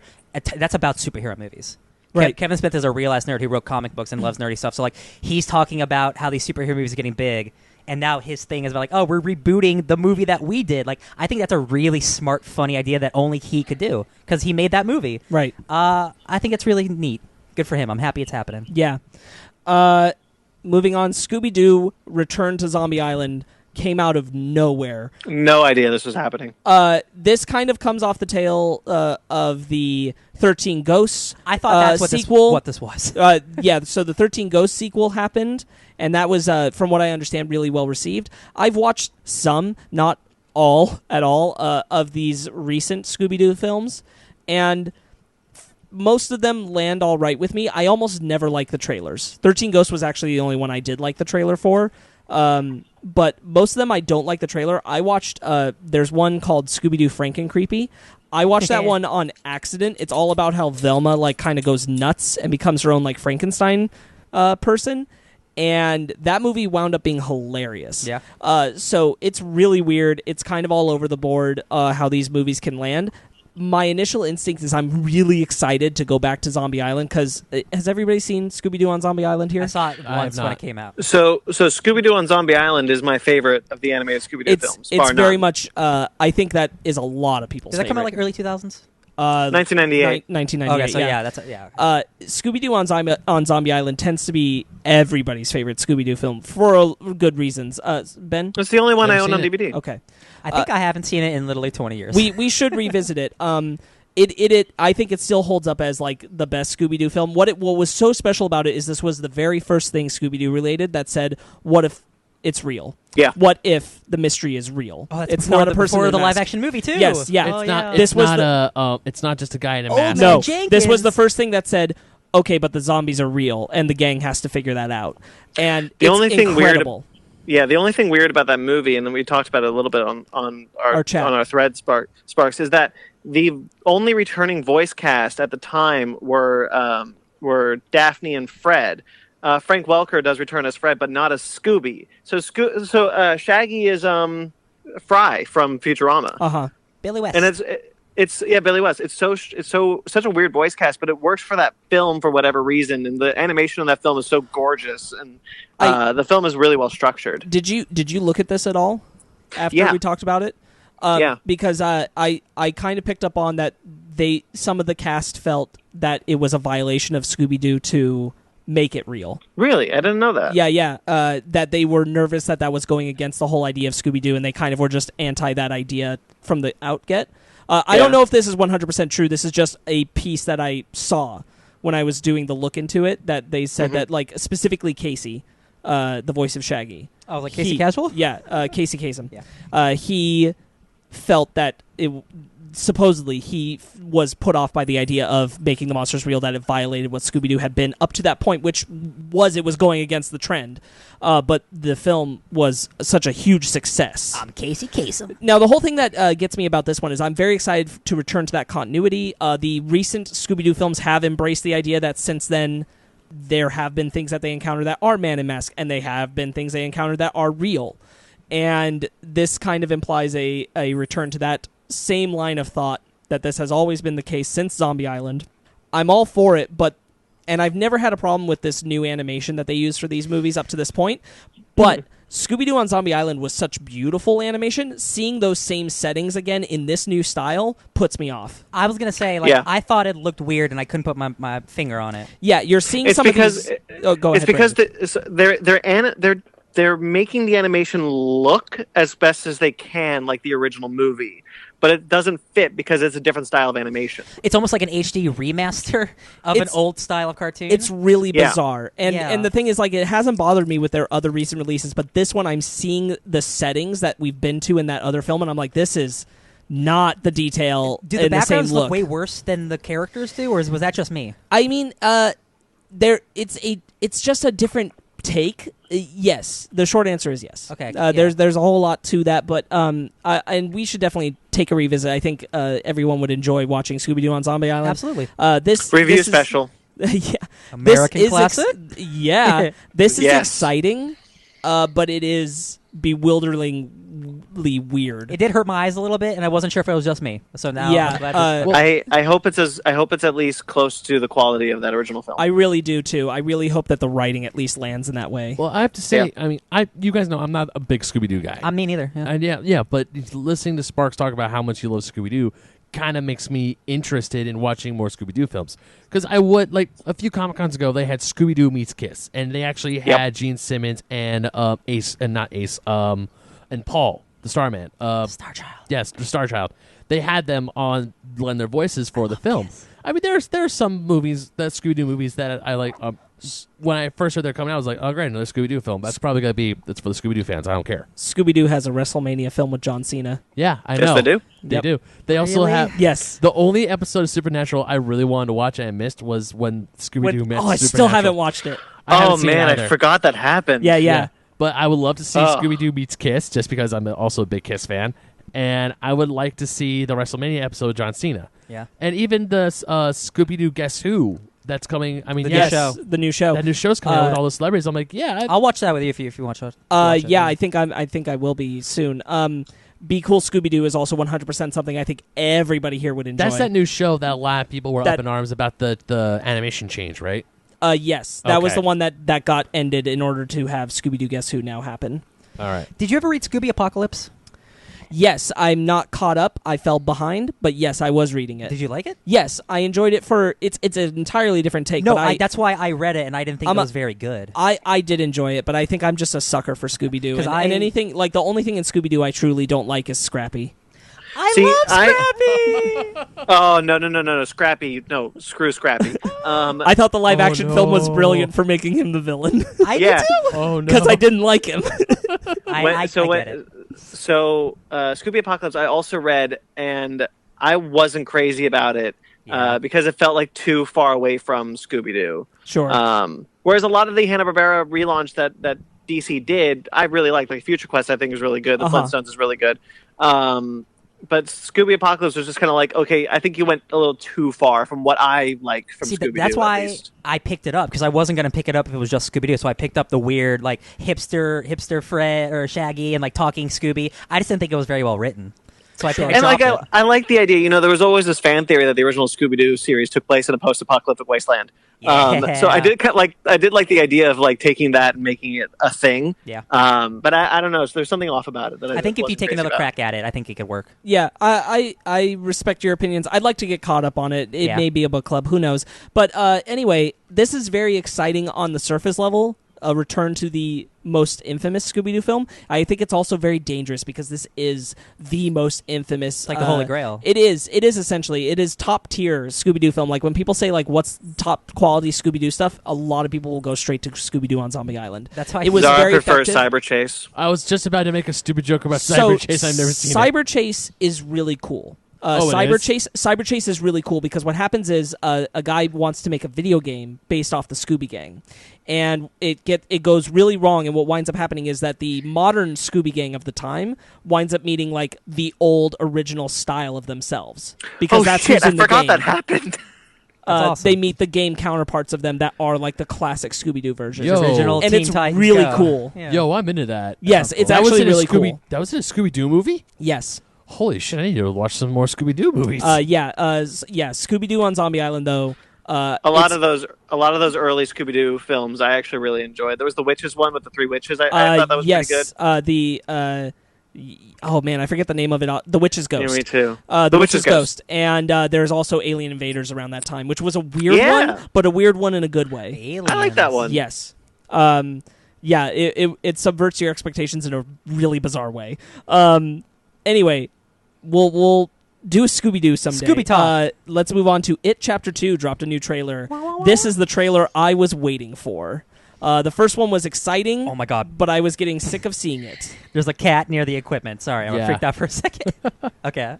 I was hoping for this cat to jump on me instead. Anyway, you know what else is scary? It Chapter 2. Yeah. Yeah, I'm really looking forward to this one. I love this trailer. Hey guys, Swamp Thing's in this movie. Andy Bean. Andy Bean. Makes me happy. Hey guys, fake nerds, watch Swamp Thing. It's probably going to be late this week. That's probably true. Yeah. What was the sequence where James McAvoy's in the Hall of Mirrors? 100%. Like, I'm so ready. I'm so ready. So good. So good. This is. I'm so excited to watch this like major player cast do a horror movie. Like, I'm gonna feel this. I'm gonna feel this so good. The budget on this movie. Way to go, Isaiah Mustafa. By the way, Yeah. like way to go. Yeah. I think the budget on this movie is like doubled the first because not only do they pay for all those actors, but like the visuals in this movie, just from the trailer alone, are like, oh, they're really going to the psychedelic, crazy places that the book goes. Yeah. I love this a lot. Yo, I forgot Isaiah Mustafa was in it, and then when I heard talk, and he said I never left. I mean, me being dumb. And I'm on a horse. Exactly. I was like, because I was on a horse. Yeah.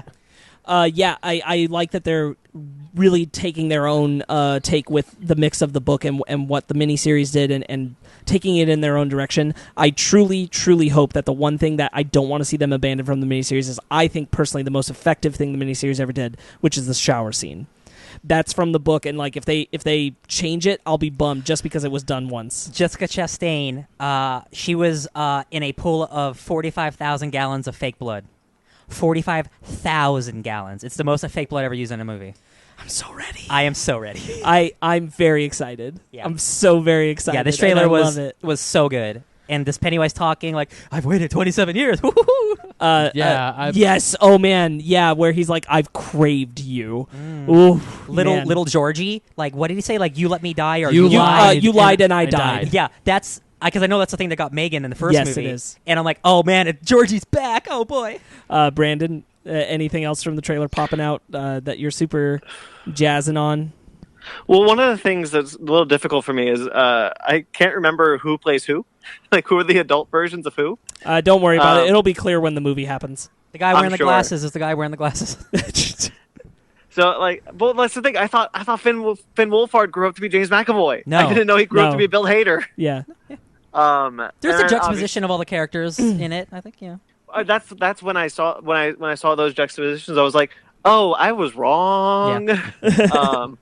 Also, if you know which characters bad things happen to them, you could, like, this trailer is like, oh, you know who kind of makes it and doesn't make it by who's in on this trailer a lot. And I'm like, oh, that's kind of bad if you know the movie, but that's just how it is. I think we're gonna get a lot of mileage out of it, though. Oh yeah, there's a lot of really great visuals in this. I'm always amazed by what Pennywise can do in these films. There was one sequence we saw it first in the first trailer, but we see a little bit more in this one where he like jumps vertically out of a horizontal vent. Yeah, like Inception shit. Yeah. Yeah, I thought that was truly incredible. I don't know why that struck me as it's great. Image. It's sometimes it's the subtle things that are just off enough that you're like, yes. Yeah, and that's what I thought Chapter 1 did really well. It showed you these normal things, but everything was just slightly askew to make you feel really uncomfortable all the time. Yeah. Go ahead, Mr. Stephen King, Ben Magnet. Shut up. Hell yeah. No, the freaking scene, the scene in the sewer where he's just sitting there and his eyes are glowing like that yellow glow. Oh, the kid's drowning, and it's like a skewed, like you can't really see it. You can't see but him. you see Pennywise in a. And he's reaching his hand out, like his hand is the only thing not unblurred. Yeah. There you go. Yeah. But then you hear him go. I'm like, oh no. Yeah. But even So good. the part in the Hall of Mirrors thing that you mentioned, Ryan, was just freaky because first I mentioned that. Oh, Brandon, sorry, sorry, Brandon. No, Ben, you mentioned that. You don't remember? Don't stop it. No, but first he has like the tongue out, like the Snapchat dog filter. Oh, thing. yeah, and he's like- but then like it blinks and it's a different facial expression. But the one that always gets me was when he has that superimposed Joker smile, but all of his teeth are just razor And are pointy. his face mask, like it's peeling. Like yes, yeah. it's See what's interesting. What's so interesting to me, you point out like the really like the teeth sequence as being like really terrifying. One of the things that really gets me about It Chapter 1 and in this one, it's not the terrifying images that make me really really scared. It's the subtle ones. It's him. His tongue is just on the glass, and that to me is more terrifying than his teeth and the broken glass. It's kind of like in the first It, where where someone just looks off into the distance, sees him in the grass, and he's just waving his decapitated arm. Like it's not a particularly scary image. There's no music attached to it. He's just smiling with a decapitated arm, and I'm just like, holy shit. He's like, hi, I'm being this arm. Like it's that sort of thing. That kind of like that kind of like we're not putting attention on it as a scary image. It is just a sequence in the movie that really terrifies me. It makes it feel like Pennywise can sneak up on you. Yeah. They're very effective at getting. Well, even feeling. that in the first trailer where Jessica Chastain, Beverly, when she's in her old house and she sees the picture of Pennywise for the first time. Are you still daddy's little girl? Yeah, but you see the little girl all beat up. You see him smiling as Bill Skarsgård out of clown makeup. It's like, shit. Yeah, man. What is He's September? always looking at you. September 6th. Oh, baby. I think. Woo, boy. Oh, baby. All right. Yeah, very exciting. All right, now it's time for the moment y'all been waiting for. We're going to talk about some feline stuff. Is that really the last trailer? Cats. Yes. Yes. Talk about terrifying. Yes. I can only say yes. Give me all the drugs, please. I'm ready, baby. So, One drugs, please. Okay, roller coaster. so I did a little research on because I wanted to know what the hell. First off, let me just say I hate the musical Cats. I think it's terrible. My dad loves it for some reason. I saw it on stage for his birthday one year, and it's just awful. I hate it. And I guess a lot of people like the music. I also don't like the music. So, this is not for me. What they did is both kind of interesting and kind of not. So, they built the sets. They're practical sets, completely practical sets, practical costumes. Very rarely, they don't really use motion capture suits. What they ended up doing was put the equivalent of a Snapchat filter on top of people to give them fur. Yeah. And that's why it looks so weird, is because it's just like you're on your Snapchat. And that's a good analogy. That is a very good analogy. And I just looked at it, and I'm just looking at it like, this is not the way you should have gone with this. At anything, it should have been a completely animated film. So here's, I'll put it this way. The next movie we're going to talk about. I'll put it this way. Yeah. I've seen Cats on stage. My girlfriend was in it. She played the girl who sings Memories. All Alone in I the forget Moonlight. that. I forget that character's name, but there's a It's a party meowing outside. She played that character, and she was excellent. I am not just saying that, but the show is also not for me, Brandon. It's all these individual stories. It's basically like cat poems about individual characters. It's about cats that they dance or sing to. It's yes, based off a poem book. Here's the thing. I'm also not crazy about the music. I'm especially not crazy about it when they have synth recordings instead of a live orchestra. It sounds like the Goosebumps soundtrack, and it doesn't work for me. I'm serious. It's really not Beware, good. you're in for a scare. The one thing that I do think is good about Cats, the one thing I do like about it is the choreography.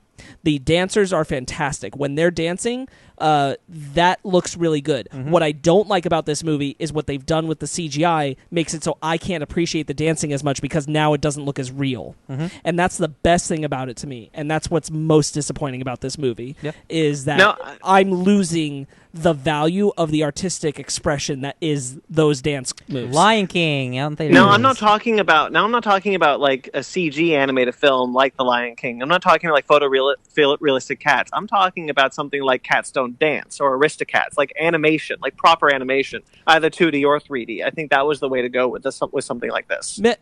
Perhaps to me, that still wouldn't have got me as a audience member. The most interesting thing, my opinion, about Cats is the physical dance that people are able to do, and seeing them do that is the most impressive part. Yeah. This film, by using what you described like a CGI filter over them, ruins that aspect for me. I didn't need to see I definitely don't need to see Judi Dench and Ian McKellen with whiskers. I never needed to see that in my life. Well, you have. That's an image. And you know what? I would never have gone to see Cats if it was the film I had just said, like an animated film or something like that. I would have gone to see it. It's not for me. I don't care. But you know what? I'm going to see this. And I don't know why. If I do a lot of drugs, I'll probably see this. I just looked at it and I said, yeah, I'll watch a train wreck. Sure. So listen, guys. What up, Ryan? I live in a pre-Cats trailer world and a post-Cats trailer world. I am a different human being now. Because I went down a Cats rabbit hole that I know more about Cats than I ever expected to know, and I haven't seen it. But I had a lovely conversation with Megan about it a little bit, and I learned some and I read the synopsis, and I watched some clips on YouTube. I listened to a lot of Memories All Alone in the Moonlight. This looks horrible. And I'm so excited.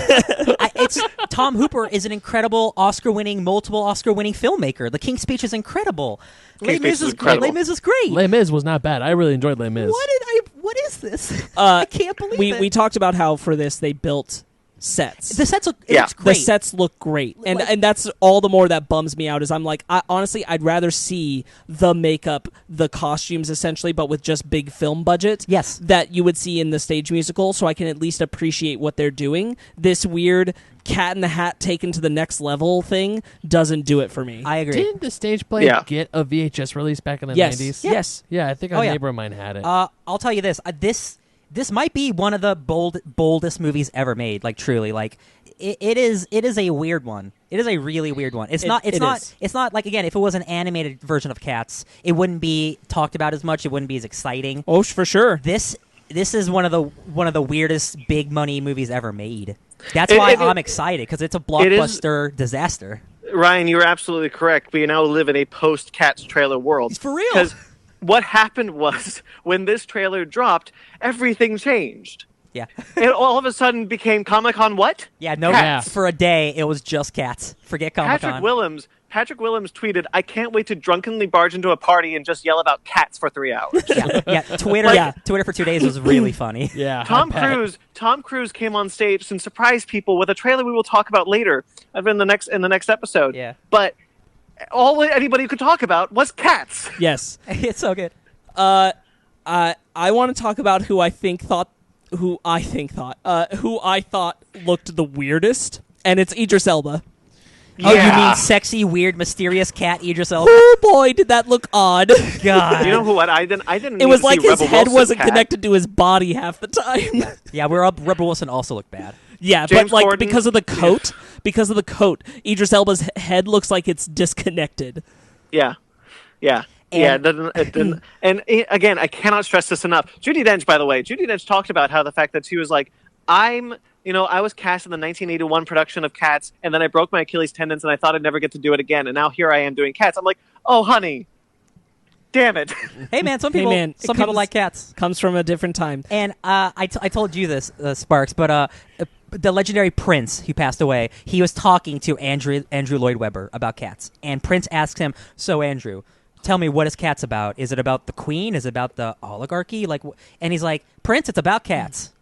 It's about cats. Yeah. So, there is no deeper meaning. No. It is a show about cats and dealing with their mortality. That's the other thing. If you know the show, you know that it's like all these individual stories. There is no real overarching narrative except for a very small one related to the cat who sings memories. This film looks like it's trying to build a more interconnected narrative, and I also think that's super weird. It's Tom Hooper, and I'm like, man, the actress playing the white cat dancer, who is one of the main dancer cats, she is the only person who doesn't look bizarre to me, and I don't know quite why. Her tail's in the wrong place. I'll give it that. Mm-hmm. Yes, I think it's maybe because she's all one color, so it's maybe there's not a lot of stuff to vary. I mean, it's still off, but it's nowhere near as off as everybody else. I think the black and white cat with the hat, he looked okay. He looked kind of the most. We don't get a good enough look at him for me to feel strongly about that. Okay, anyway, I'm good with these CGI cats. Let's move on to more CGI cats. Hold on, wait. I want one more thing to say about cats. Jennifer Hudson's mouth didn't look like it was attached to her face. I could say that about like half this group. That's also true. Okay, now let's talk about the other CGI cats. Ben, did you have any last thoughts on cats? No. I I know you're not a fan of horror movies, so yeah. Yo, what? Because I Holy saw shit. people's reactions on Twitter about Cats and how bad it looked, and then I saw other people's reaction on Twitter of how they think Cats is the greatest thing in the world. That those who are not gonna like it have no People souls. love Cats. Everyone, Yeah. it's like even And they're one of all my- wrong. One Yeah, of my, well. I feel coming as a theater kid, coming from a theater high school theater background. And everyone is split. You either hate it or you love it. that's true. I think I've you never need to see Cats for yourself to determine I've if you never like it. seen it. I have had no desire to see Cats, Man. and I don't know how I'm going to feel because I'm pretty sure my girlfriend's There going to want to is- go see it because Christmas. There is a DVD production of the Broadway show. We're going to show it to you. It's going to be wonderful. we're Don't gonna worry. live. We're gonna live in a post Ben watching Cats world where Ben's like, I don't get it. I really love it. I don't under. And we're all gonna be like, man, I just can't.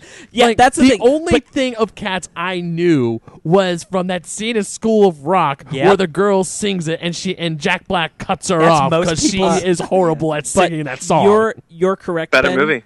People either love it or hate it, which means like everyone who already loves Cats, their tickets were already bought. They're One- seeing this movie. It doesn't matter. One of my closest friends, Oh. who's a huge theater person, I texted her. I'm like, "Hey, did you see that Cats trailer?" She's like, "Yo, that looks bad. I hate Cats." I'm like, I "Okay, don't now think I know where that's you true. stand." What you say, I Ben. don't think it's true because what movie did we just see?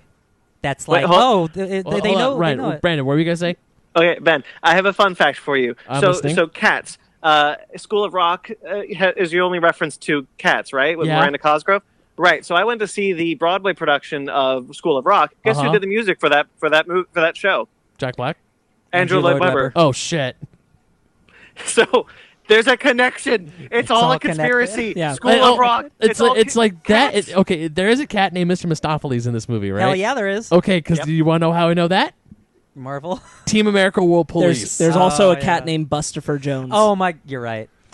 Oh Rum my Tum god, Tugger. Rum Tum Rum Tugger, Tum yeah. Tugger, Oh my god, yeah. Team America. We can't talk about the Cats stuff in there because it's horrific. It is horrific, but but it's really funny. It's awful. All right. Oh man. As much as I'd like I- to stay here and not move on to our Hey, topic, this become a Let's- Cats top. let's talk. move. Oh shit! Cats. Let's, Cats. Cats Let's- Nerd Podcast. let's move on to our topic. Meow. My Savannah, this movie was not very good. Cats. Why I did guess- they destroy it? Cats. All right, Cats. all right. I guess we'll just so Lion King, the absolutely 100% unnecessary remake of the original beloved classic from 25 years ago. Wow. It came out this past week, and we all went and saw it. And obviously, I'm already sharing some opinions. Let's go for thoughts, Brandon. I forgot I saw it. I legit I remember it, but I guess either I was so busy or it was so inconsequential to my mind that I just kind of I was sitting here. I was driving actually. When I was driving back, I was like, "What is our main topic? What are we talking about? Was there a movie that came out this? Oh, right, Lion King." Yeah, we're talking about 1994's Lion King. And Yeah, not only that, I have one more thought to share. No, please go. After I went to see it, I said, Mufasa's death scene doesn't really hold any weight in this film. And my loving girlfriend, who I love very dearly and almost broke up with after this moment, said, "Well, I didn't feel anything when he died in the 94 film. I felt something more in this film." And I'm like, oh honey. no. Oh no! We got to talk. We We need an intervention. I don't know if I'm coming home tonight. Now, to be fair, if you haven't seen the original or you don't have a nostalgia for the original, I can get it. Yeah. I don't think this version gives you any emotions. I think this is an emotionless movie, basically. Yes, I agree. Yeah. I think Timon and Pumbaa bring some emotion, but Yes. it's too late. Man. Ryan. Yeah, what hour mark would you say Timon and Pumbaa come on? The hour mark? The hour mark. hour. Yeah, Yeah. the hour. I woke up at an hour. Yeah. Thinking back, I didn't realize how truly bored I was, but I was sitting there going, "Wow, this is boring." Oh wow, Timon and Pumbaa, they're great. Oh, they're gone. Oh, I'm bored again. That's basically how I felt, and that's the most disappointing result you could possibly ask for. Right. Unsurmountably disappointing.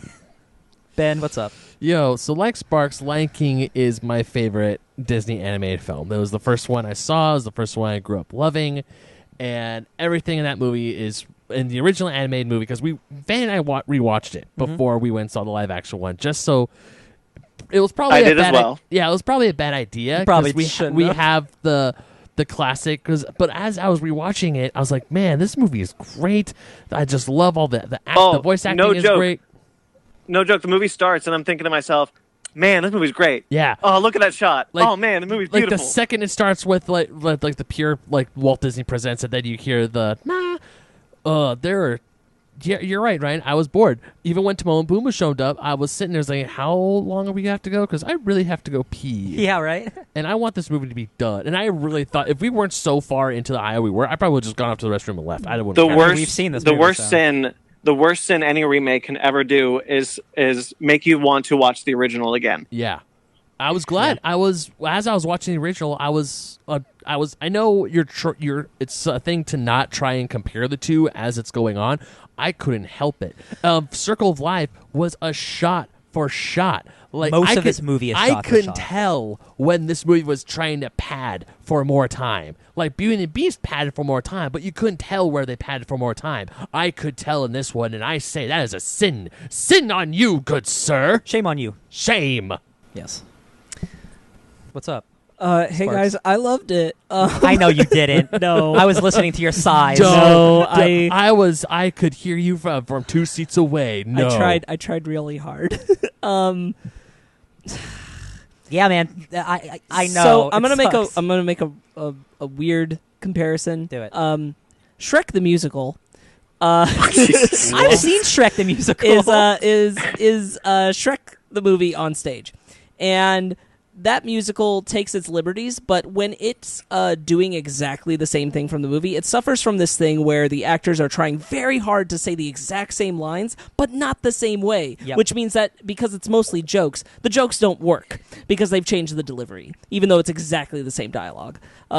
It's a weird thing that happens. I've seen multiple versions of Shrek the Musical, and that's true. The Lord That's just Farquaad true. song is awesome. Yes, there are things that weren't in the movie musical that are part. really good. Yes. But Yeah. the things that are from the movie that are just straight up the same dialogue, It's the they're same like, thing. I'm not gonna say this the same way, and thus that means you missed the punchline. The Boring. Lion King remake suffers from a similar thing, but it suffers not from them trying not to do the same delivery of the originals, but because they are all restricted to this rigidity of what real animals look like when they talk, and thus can't be expressive, except for Billy Eichner and Seth Rogen playing Timon and Pumbaa, because for some reason we're allowed to make their eyes wide and their mouths move in ways that are unnatural. But that's the thing. So when I was looking at real lions, and they're more expressive than the animals in this movie. Yeah, but I mean, King not, Kong, not according King to Kong, them.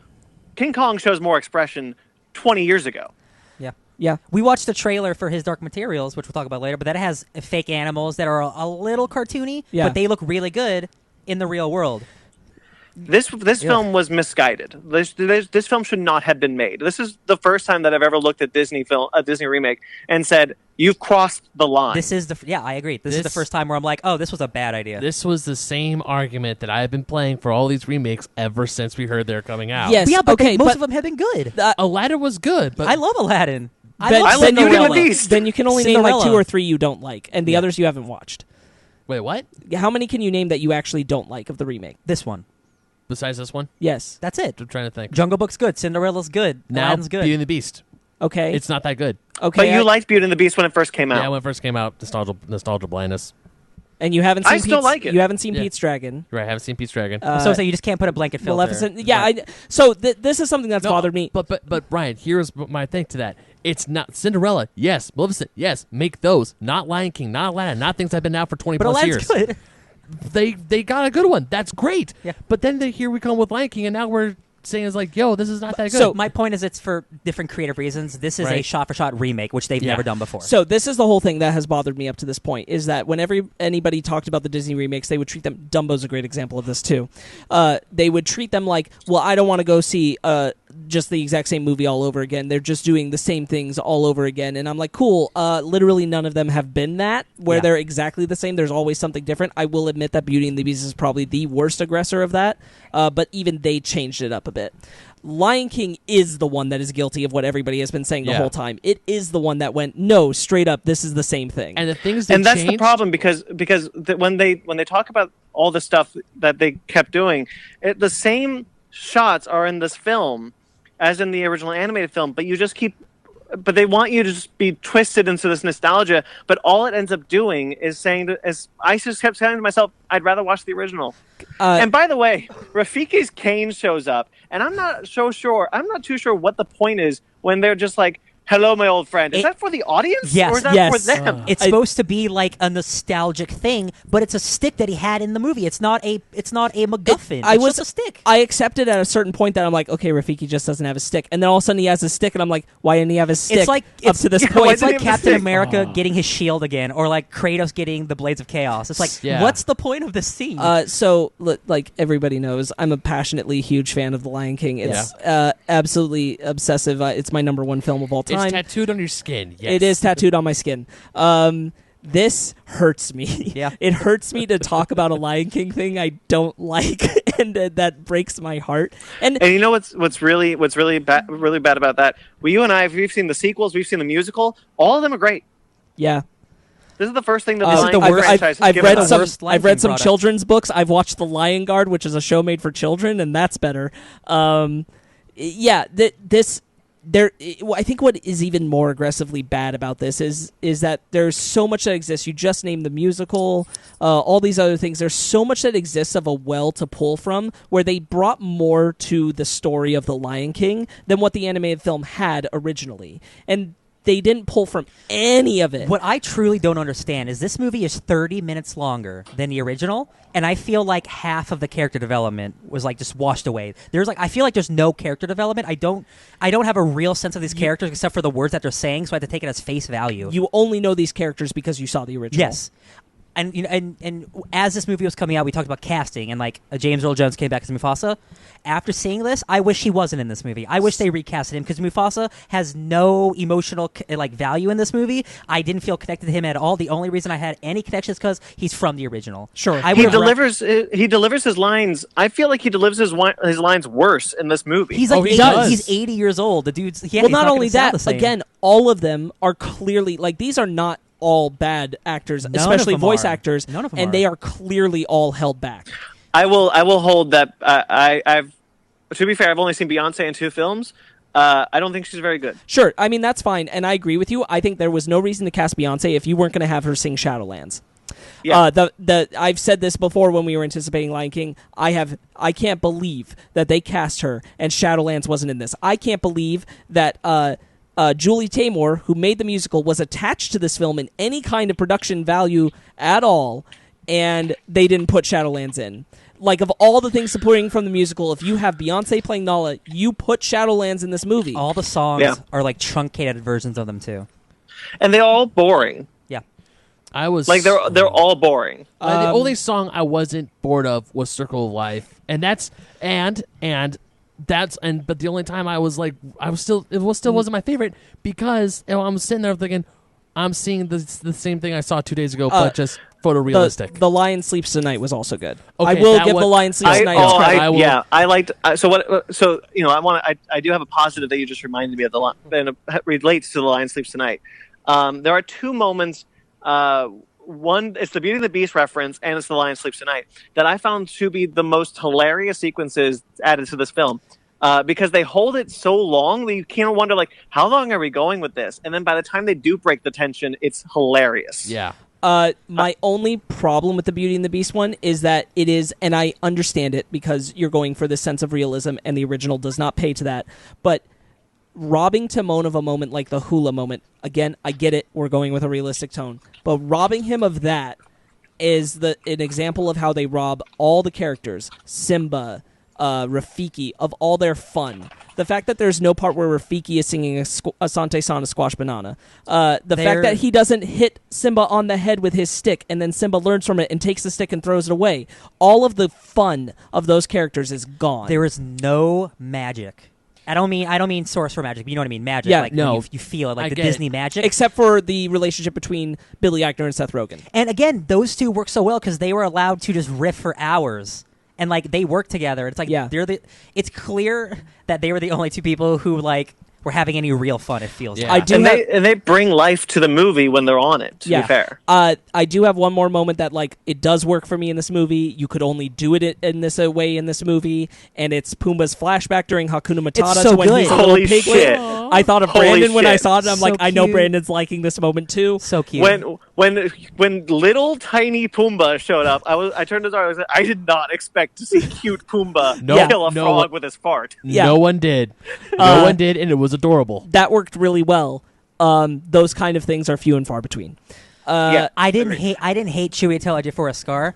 I just again it's I- weird. He's I like hated his be he's prepared. He's like a So main did I. character, but I still feel he's He- underutilized. All right, I in a have- way. Chiwetel Ejiofor. So he's Scar looks bored. Like Scar, the facial design of Scar looks bored. And one of the things that I really don't like about his Be Prepared, and the same thing with I Just Can't Wait to Be King, both of those sequences are highly stylized in the original film.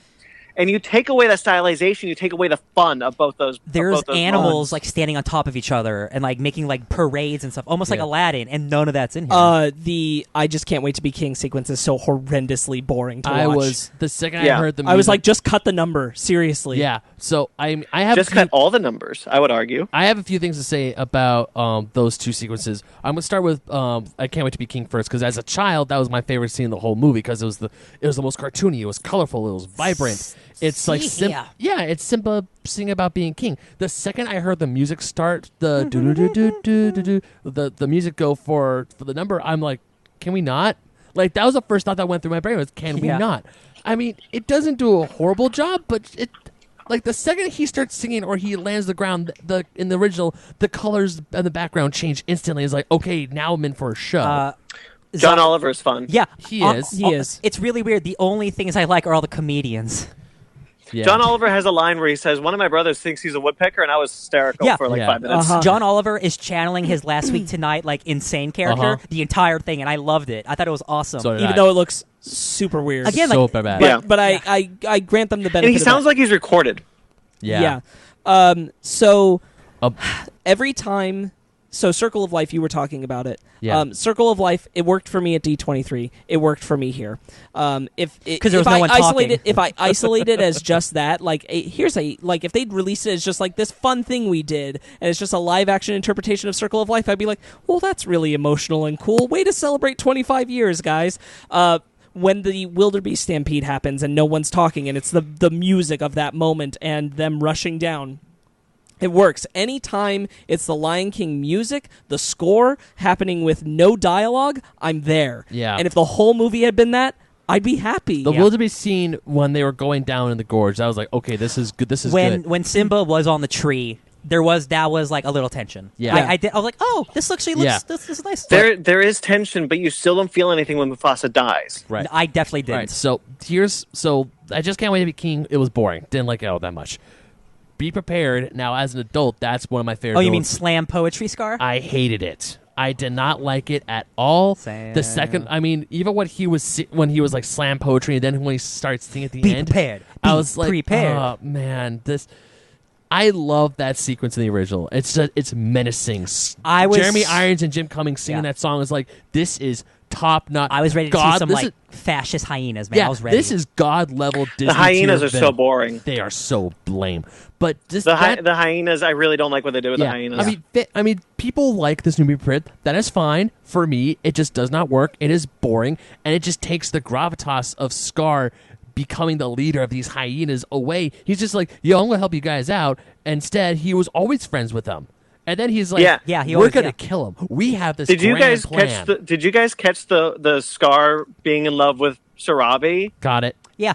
I actually like. There was like that. one line. What the hell? Yeah. So Did not need that. There's no, fan theories. That part of sorry, Rand, Yeah, but go ahead. that part when in the very beginning when like the first scene between Scar and Mufasa, and he says, "Oh, I've never dreamed of challenging you Not again. Again." Yeah. I'm like, "Oh, there's some new You backstory want to know how I got here." these scars? Yeah, I'm like, "Oh, okay, I'm into that." I will say I did like that line. But then they didn't do jack shit with it until later on when I'm thinking, are we going to get Menace to King Scar when he's eating that hyena and he's talking to Sarabi? Are we finally going to get some I good didn't shit? know- Are we going to get some good shit? I didn't no. know what, Thanks, what- movie, for getting my expectations super high. You suck. What shitty clickbait thing it was, but is like, is Simba actually Scar's son? Holy shit. What? And I'm like, no. No. The answer is no. The answer is I'm not even definitely going to no. click this article. I'm no. You, the person who wrote. Wow. Yeah. Yeah, Again, man, like, yeah. I don't know honestly how much more I could say. Like, have you seen The Lion King? Then you've seen this movie, except it's not as good. That's what I've told my friends because Yeah. I've had friends who haven't seen it. And they ask me, "It's like, oh, is it good?" And I'm like, "Have you seen the original? Yeah. You've seen the live action one. You don't need to I'm go like, see it." It's just so lifeless. It's soulless. Yeah. Yeah, and like it's the first time Disney, and Disney I think is like the best like entertainment. Like they know how to entertain people. This is the first time I'm like, wow, this is a truly massive misstep. Like truly. So the original is it lives in my brain. It's a part of me. Yes. He lives in. I can see it. Would you say he lives in you? I would say Yeah. he lives in me. I can see it in my head all the time. So throughout the movie, I was having a really hard time when they would say certain lines, not being triggered to just see the animated version gets over bigger. it and being like, "Oh man, what's happening?" And constantly throughout the film, I was just being pulled back and forth on my emotions about, "Oh, but I love this, but this isn't the way I want You know, it. But I love So I really like the number "He Lives in You," and I re-listened to the Broadway musical on the way up to Sure. Monterey this weekend. The Madness of King Scar is an incredible number. I feel like they should have just done an adaptation of the musical. Honestly, "He Lives in You," I was really kind of hoping that would find its way into this movie. It found its way into Simba's Pride after the musical, but I Found its way into the credits. It did find its way into the credits, and you know what? I appreciated that. Did Yeah. it? I was Yes, like, I would after- rewatch these credits for that. After the Elton John song ends, there Le Bohème does "He Lives in You," but entirely in Swahili. Oh, I did not catch that.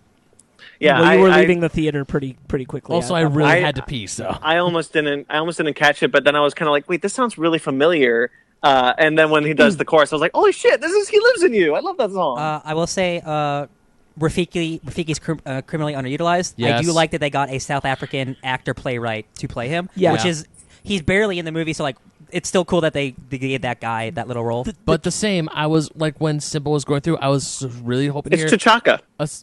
Oh yeah, Oh, sweet. there you go. Rafiki is T'Chaka. Okay, go. but I was really hoping to hear Asante San Squash Banana. I know, right? But I even I've know got a magic. lovely bunch. I've got a lovely bunch of coconuts. They don't even get that- standing in a row. Man, Yeah. that wouldn't have worked with this version of That Scar. one of. That one of. But I mean, that is part of the thing, is that just the characters aren't allowed to have personalities. Hey, one of the best Yeah. jokes in the original is "It's a small world" joke. No, I didn't think about that if- song. I love that joke. All right. So yeah. I have.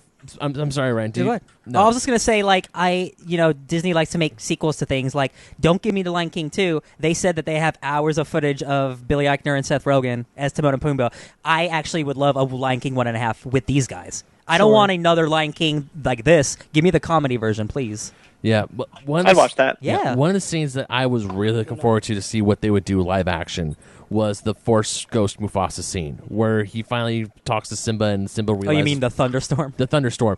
I hate. With the occasional face made out in I lightning. didn't know there was so much they could have done with that to make it. I know they're trying to go away from. Yeah, they're trying to go more realistic, but that scene, just throw a little bit of mysticism But in there. Make the that's the clouds problem. look better like a lion, not just we That's always see a the- lion with a thunderstorm in it every once in a while. Give us That's the problem, though, with this film. The Lion King doesn't work in a live-action formula. It's It got just magic. doesn't. It's got The magic, reason baby. why The Lion King works is because it is animated. If you want to make photorealism Lion King, you've already failed. I watched 20th anniversary whole thing of talking about the Lion King 20 years later, where it had all the original creators and Julie Taymor on the musical end talking about it. And Julie Taymor said this whole thing where the reason the Lion King is so impactful is because it is a human story told through the guise of animals. Just And like this- cats. And this lost that entire idea. Yeah. Now, Yeah. I still stand by that. I think this whole thing could have worked if it was dialogue-less and had been music with the animals telling the story just visually. I think that could have worked. It's like Planet Earth. Yeah. I think it would have been super experimental and weird, but I think everybody would have liked it more. Or make it people. Just straight up, like, kind of do your own version of what the musical is, but without having to make them look like they're trying to be... No, but don't make them look like they're trying to be animals. Make it, like, tribal. Make it this whole thing. You could have done that, too, and explored a whole lot of... Like the lion tribe, the hyena tribe. Yes, a whole lot of richness in that, but they didn't go for that either. I think either one of those ways would have been better than this. I know we talked about we don't like the hyenas, but I need to talk about real, because, like, we like Eric Andre, who is one of the and Keegan-Michael Key, who are two of the craziest, funniest comedians, and they are so underutilized. And so Eric Andre could have been literally anybody. Why did you hire him if he's not going to be crazy? And Shenzi is played by the second in command of the Dora Milaje. Yes. So all Marvel alums, basically. Yeah. But again, Eric Andre is like the craziest talk show host of all time. And he is so boring in this. I was so disappointed with Shenzi. I'm sorry, Ben, but she was played by Danai Guri? No, the second in command after her. Oh. The one in Civil War who says, "Move, or you will be moved," from... She's very tall. To Scarlett Johansson. Yeah. Never mind then, okay. Yeah, that's Shenzi. Sorry, Brandon, you were saying? Sorry, go ahead, Brandon. No, that's it. I just think Shenzi is boring. Okay. Yeah, the hyenas are the craziest people in that movie. And, like, again, I know you're making this realistic, but people are crazy in the real world.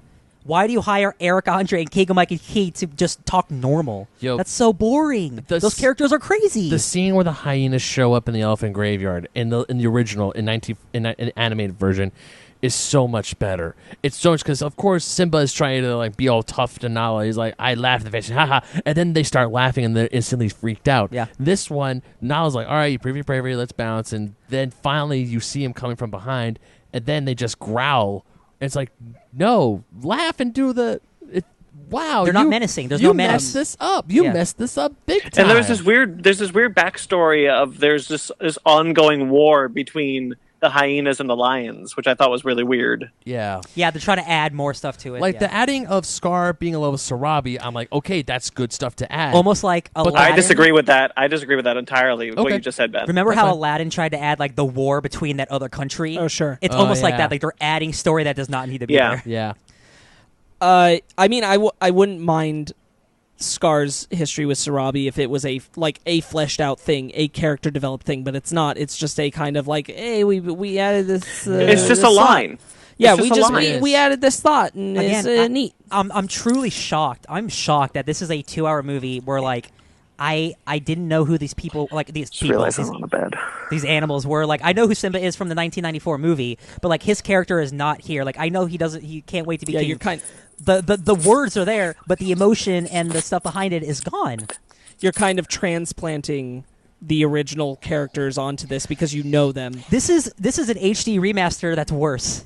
That's which never happens. Yeah. So again, like that 20-year thing I was watching, it had like Matthew Broderick, Nathan Lane in it, a whole lot of them talking about just how they knew Lebo M, Hans Zimmer, they knew as they were working on it, as they came to work on The Lion King, that they were starting to form something special, that they like everybody was going to be taken by this. There was something magical forming, which if you know the history of the studio, like they had a hard time getting people to get on board to animate The Lion King when they started at the company because everybody wanted to work on Pocahontas instead because they didn't have faith in The Lion King. Wrong. Yeah. Wow. Yes. So it's crazy. I don't want to say that like there are these movies that can't be redone. I think even this could have been done well. It just wasn't. They didn't have any idea of what made The Lion King special, obviously. They lost everything about it that made it unique. They tossed it out the window and made a shallow rehash of it. They took some of my favorite sequences from the original, one of them being like Lebo M and Hans Zimmer's score where Simba's running through the desert when he's coming back, and instead they shoved Beyonce's new hit single Spirit over it. Oh my God. Which I didn't need. Rewatching that a few days ago, I'm like, man, that scene was... I felt that the power impact of that scene of Simba just running through, and you hear the music and like the ghost of him on his legs just running through sand. Like he's going to his destiny. It's a representation of a spiritual journey. Yeah, and then live action, it's Beyonce singing. I'm like, okay, and then there she is. I'm like, this is again bad. Like. You have an animated movie, that's based off Hamlet that has the animals on top of each other and has like emotional, like it's not a real movie. Like I don't get this. They I don't also get made it. they also made Nala lame, and here's how specifically. Nala in the original will not leave until Simba is convinced to return because he is the person she knows can make a difference. Yeah. She comes looking for help. The king I know inside. In the new one, she's like, all right, fine, I'll go back without you, whatever. And I'm like, okay, that's not Nala. Like, that's not a strong choice. She was staying there to be like, you need to go back. She was going to make sure that it happened. She was going to stick by him till it changed. And in this one, she just is like, I give up. Whatever. Another one of my favorite bits is when Scar, in the original, goes for his last pounce on Simba. It's a really striking image when he's going for Simba, and Simba kicks him off the cliff. Does anybody remember how Scar dies in this one, how he ends up off that cliff? Do you remember how it happens in this remake? Because I'll tell you. I don't. I remember the claws on Simba. He slips. He slips down the cliff. Doesn't Simba like try to get up? And No, then, like, he slips. Simba knocks him back. He's about to come for Simba again. He slips. Yeah. Here's the thing, because you're right, because in the animated version, Scar jumps on Simba and Simba kicks him off. Fun fact: that's how you beat him in the Genesis and Super Nintendo game. Hell yeah! That's the only way you can beat Scar in the last level of the game. Tips and tricks. But you're right, Scar slips, and even I thought that was really dumb and stupid. Lame. Another thing that I did not like was when Scar had Mufasa and said, "Long live the king." I get it that you're trying to be different from the original, but at the same time, the original was just so more impactful. It was a very intense moment between Scar and Mufasa. Oh, do you mean the second time he says it? Yeah, where he just looks in and says, like, when in the original, Jeremy Irons saying "Long live the king" as a whisper, as silent. He's like, "Oh, I got you now." Simba you're talking about the delivery being different? Yeah, I hated when Egypt. I mean, most of Chiwetel Egypt for his performance. Yeah, I dug. I'm like, this isn't bad. I'm okay with this. But when he yells, "Long live the king," I'm like, Simba can hear you. He's like a more passive Scar, which I don't like. It's like it's Simba a good performance, but it's not the Scar that's like overwhelmingly like terrifying. No, yeah. I mean, I'll say this: I like Scar in this better than I like Jafar and Aladdin. 100% in that remake. I'll say that. Like this, that. even though this isn't the Scar that I love from the original, this is at least a Scar I can get. I can recognize. I can get behind. That's just a terrible Jafar. I agree.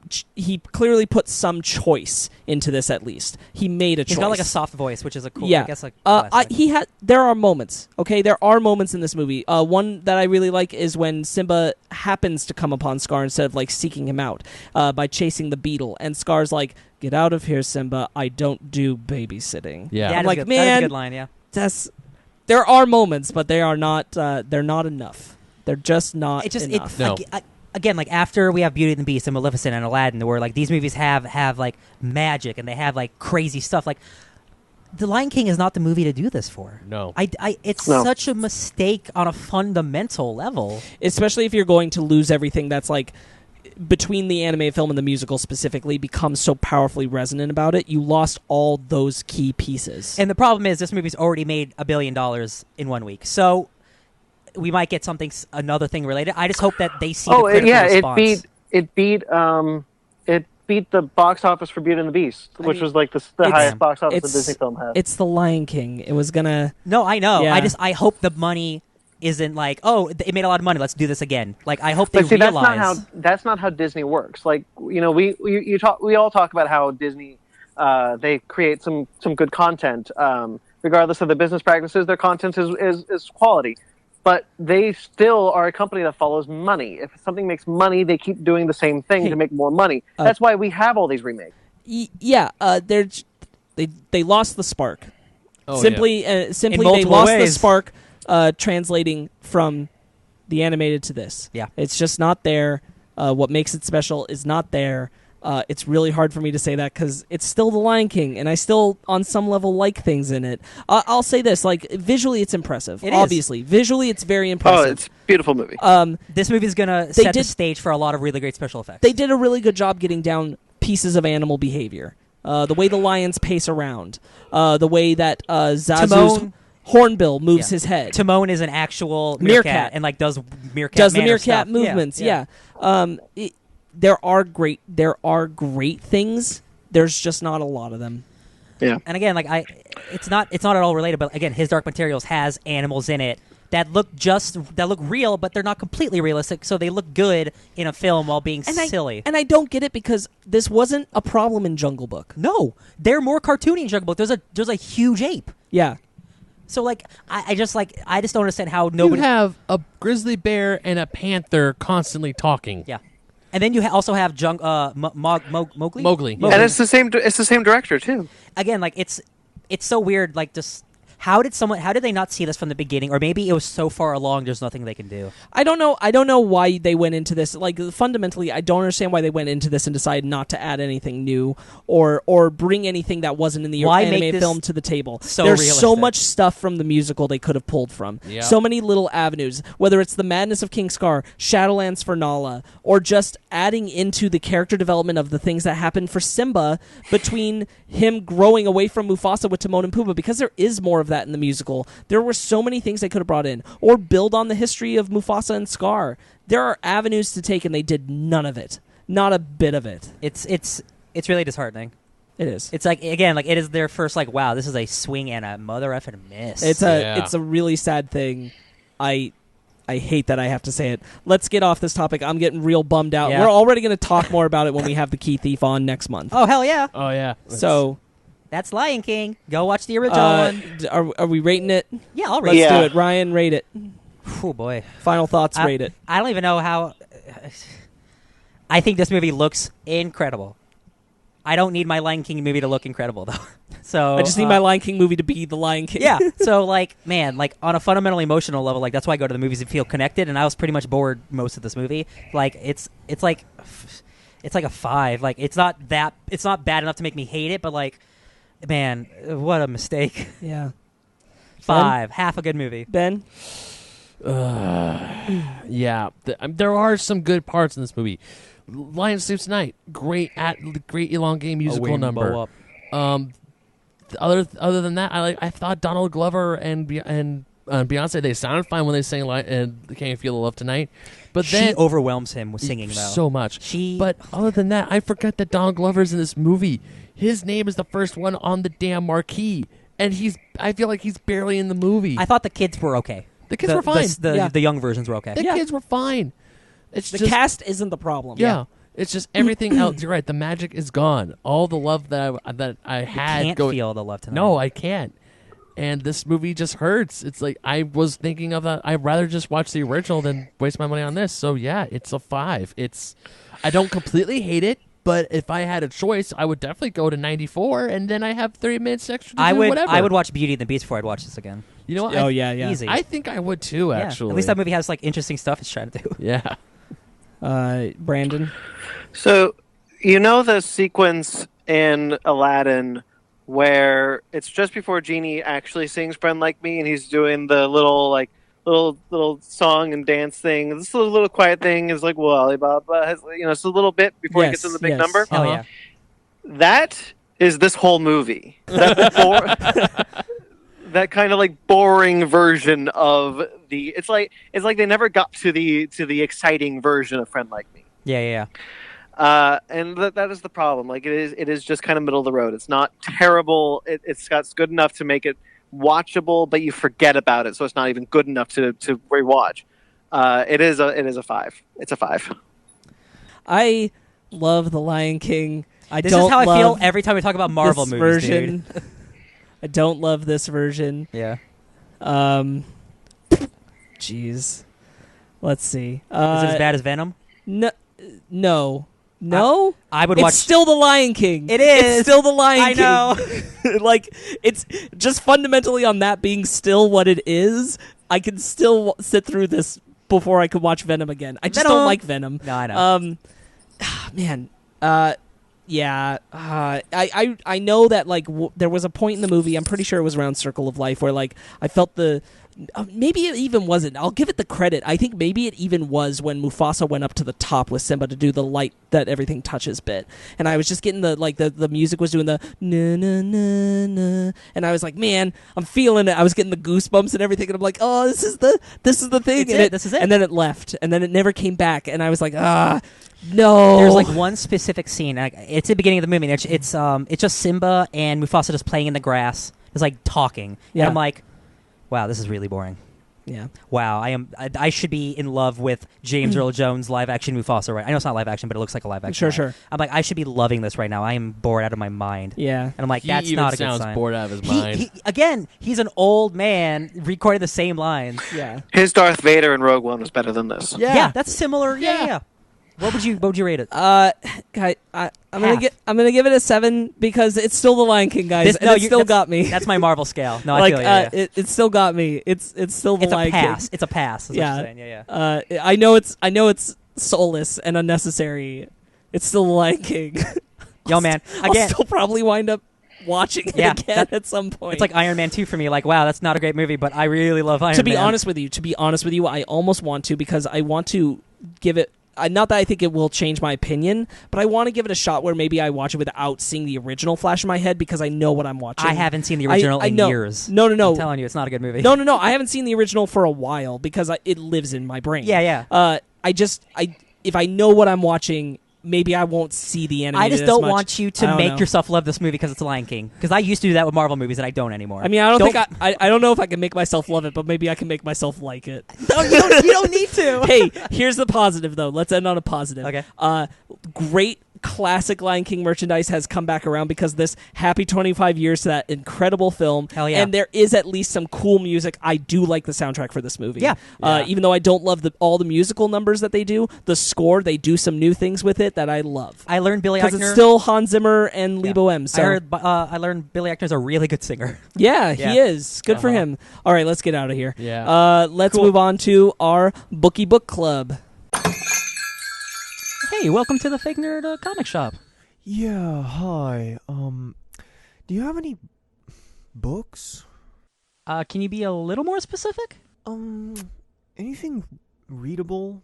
All right, Ryan, take us into our book club, baby. Hey guys, it's time for the X-Men. Da-na-na-na-na-na. Da-na-na-na-na.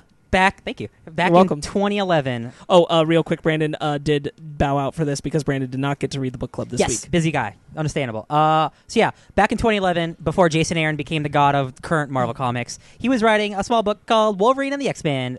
This takes place after Schism, which is a fundamental break in the X-Men. Did he go to he went to this after he did Ghost Rider, right? His Ghost Rider run? Yes. Yeah. Yes. So. Yeah. This is like his first like big profile book. Right. Back when there were only 2 X-Men books. Because that Ghost Rider stuff is great. Yeah, where he's in hell and stuff. Mhm. Oh baby. Oh yeah. Just checking. Yeah. So yes, this book is about Wolverine running the Jean Grey School for Higher Learning. This is after Professor X has left the school. This is after, like I said, the big schism that breaks them up. Where Wolverine is the new Charles Xavier, and Cyclops is the new Magneto. He has become basically a mutant terrorist. They have fundamental disbeliefs on mutants. Wolverine is like, I don't believe... Did you mean different beliefs or disbeliefs? Disbeliefs, sorry. Okay. Fundamental disbeliefs. Like no, you said that. I just wasn't sure which Okay, yeah, one you like, meant. Cyclops is all about, listen, we're mutants and we have to fight for our lives, no matter if you're 5 or 50. If you're a child, you are in this war. And Wolverine's like, you're insane. The adults are here for a reason. Kids should be kids. And that's the fundamental disagreement that they had, and that's where they branched off. So now Wolverine is the headmaster. What a weird concept. It's great. Kitty Pryde's there, being the headmaster as well. She's thrown up a lot because she's real nervous. I like this book a lot because it's very, very... it's character-driven, and you're introduced to a lot of new characters that you guys definitely don't know about, right? Right. These are all new characters to you, right? Okay. You guys are introduced things like Dupe and Edie and Husk, and you get to see Toad again. I just think this is a really, really fun book. It's not too mired in continuity or like big event stuff. It's just a really fun, like, hey, what if Wolverine was running a school? It's like fun. It's like a fun teen book. Like the first conversation or the first panels of the book is Wolverine talking to Professor X. Mm-hmm. Who, I mean, probably for some reason got out of the wheelchair. I don't know why. I'm not going to question it. Hey, man, he has telepathic powers. He can make himself walk. Oh, that's why. Okay. Yeah. Anyways, he's walking haven't around. you seen X-Men 3? Sorry, go on. Why have you tainted this? Why? But, what was I going with this? Oh, just the banter between the two. Like, he was even at Professor X saying, man, I never thought I would say that the name Headmaster Logan. That's oh boy. Yes. And then Logan, and just like Logan getting ready for the Department of Education to come and tour the school, and of course everything goes wrong. Yeah. So yeah, Wolverine's opening a new school, and if you think about, like, realistically, like, people have to come make sure that the school is legit and kids won't be murdered and all that stuff. So 2 regular people have to come investigate this mutant school, and oh my gosh, hijinks ensue. You could say that. It's also on the first day of class. First too. day, baby. Like Husk is trying to get her class in to settle down, and then she like unleashes her mutant. I don't know who Husk is. I don't know where her power is. She turns into a monster. But it's pretty scary, and all the kids shut up and listen. You know how like bugs and like things like what's it called, like molting? Yeah. It's like they shed their skin to become Yeah. she becomes a giant weird monster. Okay. Yeah, she's shedding her Husker skin. Okay. Yeah. So I read this a couple days ago. My memory is very bad, but I remember Quentin Quire's my man. So it's what it is the first section Yes. is about, because we all did 1 through 7. Yes. Of the issues, which is not volume 1. It's actually volume 1 and most of volume 2. Yes. Volume 1 was only 4 issues, and Right. Sparks, you were nice enough to say, "Hey, do you want to go past that? Because 4 isn't that much," and I'm glad we did. Especially because I hit the end of 4 and I was like, nah, where's that going? I gotta know. Is the end of 4 the end of 4 is when it looks like the implication that Kitty Pryde is pregnant. Right. That's Yeah. a shocker. Yes. Yeah, after go ahead. I read, because you guys were saying it's like, yeah, we only need to do 4 issues. I'm like, okay, I could see I can read more. And then after I got to issue 4, I'm like, oh no, I gotta go. I gotta keep going. Yeah, you turn to me, you're like, what the hell does this mean, Ryan? I'm like, Yeah. Gotta read next Yeah, issue. so 1 through 3 is kind of like the establishment of the school, what's going on with Logan taking it over, and the Hellfire Club kids. The new Hellfire Club, Yes. run by a bunch of tweens. Yes, and they have an attack on the school immediately, and Cade they're Kilgore. using Krakoa, Yes, the living island, which who is was- actually a clone of the original. Yes, it's like the grandson version or something. Yeah, yeah. It's not the original one from like the 60s or whatever, Right. which is one of the X-Men's first villains. Yes. A living mutant island. Crazy stuff. But yeah, Cade Kilgore, he's the reason the schism happened. He's just an evil teenager, and I think that's a really fun character. Yeah. And his legion of evil teenagers, who includes the grandson of Frankenstein. And Right. he hates the F. Don't say the F word. Yeah. And like he has a legion of flame-throwing Frankensteins who attack the school. Yes. It's just a lot of fun. It's a lot of fun. And in the midst of all this, there's a very like all over the place Beast, who I really enjoy throughout these issues. Beast is really good in this. Beast is really excellent. Yeah. He's trying to hold everything together as best he can. And Beast it was has off the walls. Go on. No, no pun intended. But he was like, even when Krakoa was attacking, he was like, "Man, I built a school on top of a living island. I'm never gonna let that. They're never gonna let me live that Yeah, down." right. Or even when but Katie was like, "Hey, people have come and we don't want them to shut us down. So please, like, be normal and talk to them and like do your magic." Yeah, Beast, do and, your thing. And he's just like doing all this crazy random stuff that if I was an inspector for the Board of Education, shut down immediately. Oh, of course. Yeah, even when Logan says, "Oh yeah, this is the danger room," and they're like, "Excuse me, what?" So those first 3 issues are about that whole Hellfire Club attack thing. And the second and third issues open in ways I really enjoy, which is the second issue opens with the history of Quire. And this is Logan and Captain America talking about him. Hell yeah, this is good. I really love that. This whole idea So that do Logan's I. like, look, you take him, he gets imprisoned, he turns into a shitstorm of a person. Let's give him this one chance to maybe make something different of himself. Quentin Quire is an Omega level telepathic, like Charles Xavier-esque mutant. Yes. Who is super rebellious, super teenagey, and very angsty. Very deadly class. He is I got words use them. Okay, there we go. When you said, because we were talking about it in the car, when you said Deadly Class, I got that vibe after I was reading it. But I thought more he was like lead singer of the Sex Pistols, punk, Yeah. anti. Yeah. He is like Down that with the kid. man. Yeah, like he graffitis. I'm a political prisoner, and he's just like That's- like screw you. He's like anarchy in Westchester, New York, man. So when I say Deadly Class, I do mean specifically there are 2 characters in Deadly Class that are the punks, the punk kids, and they are that. Billy. They are those characters, and that this gave me like an X-Men vibe version of that. I love Quentin because he's so egotistical, and he's like, "How do you guys not know who I am? I'm the reason that the X-Men broke up." And then he's like whispers like, "Wait, do you guys really not know who I am?" Like he's Yeah. so He's so like, what's it wait, what? called? You don't know who I am? Self-conscious. Yes. And like he just wants to be he wants to be loved so hard, but he's an asshole. Yo, he's Kid- Damian Wayne, created by Kid- the same guy. Kid Gladiator is just Warbird. like Wow. wow. Like I love Warbird. Like she gets a crush on Iceman later on. Aw. But then like Iceman just like he figures because there's this another great flashback. I want to say in issue 2 of 3. 3. Thank you. Issue 3 of Wolverine and Iceman talking, and Wolverine saying, "Hey, I need you to step up.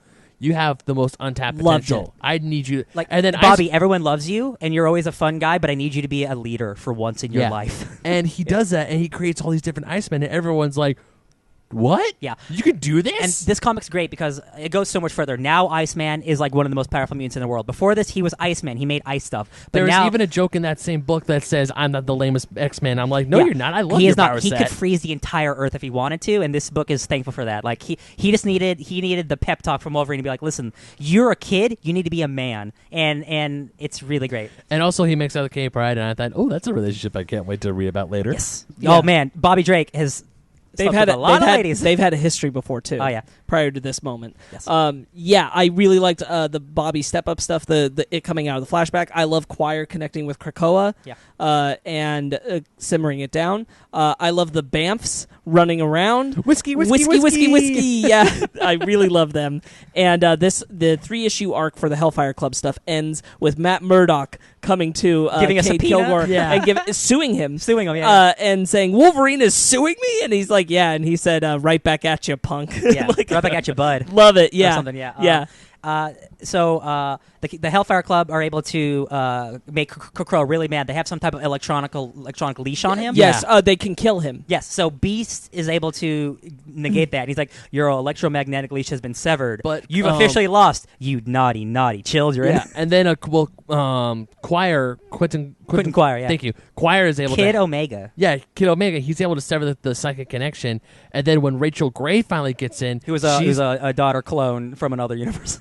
Oh. Yeah. Hey guys, X-Men. X-Men. I think he's crying. He wants to be an Yeah, X-Man. he's like crying. He's like, hey, Hellfire Club made him do it. He's crying. He's like, guys, he wants to be an X-Man. And then Wolverine's like, all right. Yeah, doesn't Choir also say like, yeah, you just lash out because no one loves you and blah blah blah, and he's talking about himself. You're lonely. Yeah, he's yeah. very much Rocket Raccoon from Guardians 2 in Yes. this. Yeah. And I'm like, oh my god, he's this is talking so to good. he's talking to Krakoa, and then Krakoa is like the best defense system ever. And even later on, they're like, hey, since the school was destroyed, another great line is when Xavier is telling Logan's like, hey, be prepared to like when the school blows up. But then they're out. Husk has her kids outside, and they're like, "Yeah, we're man. I wish there was some shade."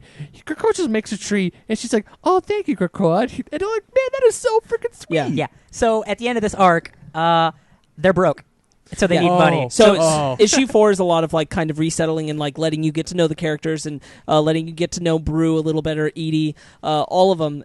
Brew is an intergalactic alien part of the Brood, who are a hive mind group of monster aliens. And introducing Genesis. Yes, man, I am so glad we read past issue 3 or 4 because Genesis is like the best thing about that part of Marvel, and it ties directly into Rick Remender's Uncanny X-Force. So Genesis, when I first saw him on the page, I was like, he looks very familiar. I'm trying to place it, but I don't. Yeah. And then later on, when I almost called him Deathlock shows up, and we get that reveal, I'm like, oh no, He's a clone of Apocalypse. Yes. Who in Uncanny X-Force, Wolverine and the X-Force are sent to kill Apocalypse, not knowing he's a child. So they get to Apocalypse, and he's like an infant. Yeah. And they end up killing a child. So they feel so bad about it that one of the X-Force members clones him and raises him on his own. Right. And that's where the uncle stuff comes in. And I'm not going to tell you more because that's X-Force stuff. So issue 4 is very focused on kind of resetting the board, what's going Introducing new on, characters. letting these characters kind of breathe for a moment, bringing in Genesis, also bringing back Warren, who has, to the minds of the others, lost it. Yes. And deems himself a proper angel of the Lord. He has pure white eyes like an angel. Yes, He's creepy as hell. and Bobby's very upset and distraught about it, and he's like, we need to look after him, and Logan's like, yeah, absolutely, that's what I want you to why do. he's like here. Warren flies away, and because his family's crying about their dog who was hit by a car, and he's like, "Oh, I'll bring it back to life." And they're like, "What?" He unburies the box, and he's like, "I'm going to bring your dog back to life." But And it it's like, doesn't say, Angel, this is not as cool as you think it is. No. Right. But then jumping ahead, he actually does. Yeah, which that's is like, some implications, my man. So, and then issue 4 ends with Kitty Pryde appearing to be pregnant. Out of nowhere. And that's where we carry into the arc of issues 5 through 7, which is about essentially two things: what's happening inside of Kitty Pryde, and Logan and Choir going into space to a space casino to try and make money to unbankrupt the school. What? that part is just bonkers. Guys, did you hear what he just said? Wolverine and a child go to a space casino. I heard you. Yeah. I understood This it. is why I love the X-Men. It's like we're in the Dragon Ball Super of X-Men. When I was reading it, I'm like, what the frack? And I love it. Yeah. Quentin Quire's a telepath, so he can help Wolverine cheat. And this is the biggest casino like in the universe. And of course, like it's on a casino called Planet Sin of all places. They have like telepathic worms that can like tell if you're cheating. They have all this crazy stuff. There's like like the traditional, like I think of the Twin Peaks guys, the casino owners, but they're aliens. Yeah. And there's like a couple of weird aliens, and like there's the racist joke. Like anytime a human or a brood show up, there's always stealing. You're like, dude, don't be racist. Like, Right. what a great line. Yeah. Or even when they bring out the worm and they're like, okay, this worm, it just soiled itself and died, or we got a bad worm. And then they're talking, it's like, get the thing. And they're like, I don't want it. It was like, do you really want 2 humans to go outside with 80 quintillion credits? I'll get the thing. Yeah. Yeah, Or all the alien stuff's really funny. Or then freaking Choir, he's like talking to Wolverine and like giving him hints about being at the blackjack tables, and he's hitting on these 2 alien ladies. And then he goes all Yu. And then when they get found out and start having to fight their way out, he goes all Yu Hakusho and gets a spirit shotgun. Hell yeah. A psychic shotgun, and it's great. So I have to talk about this real quick. We have to talk about Deathlock, because Deathlock is a super silly character that's not utilized in the comics a lot, Sure. and this is the best use of Deathlock maybe ever. He was in Agents of S.H.I.E.L.D., and it kind of sucked. Deathlock is one of their substitute teacher guys, right? He's like, greetings, mutant youngsters. I am Deathlock Unit 117, manufactured by Roxxon in the year 2030. I've come today to talk about the future with you. The future is a violent and terrible place. Know that at least 43% of you will be dead before reaching adulthood. And he's like, you're going to be dead. You're going to be dead. Here's your percentage chance of this or this or this. Yeah. Here's your percentage chance of this. Quit Inquire, you have a 30% chance of leading the X-Men or a 26% chance of destroying the school. Kid Gladiator's almost 50-50 on he's either going to join the Avengers or he's going to fight them all. Yeah. And he's like, oh, I'm happy with that. And that is such fun stuff, because that's fun setup stuff that writers can use in decades to come. Right. Like, really fun stuff. And we this see is stuff. This is the exploration of Genesis's possible future, because Genesis asks Deathlock what he sees, and we And see he's like, yeah, no, I'm not going to tell you. a Genesis gone very far, where the other X-Men characters we've just been introduced to are farther along. We see like clearly adult a team. Quentin Quire and Edie or relationship. Yeah. He's like the leader of the X-Men. Like that's the future shit I love.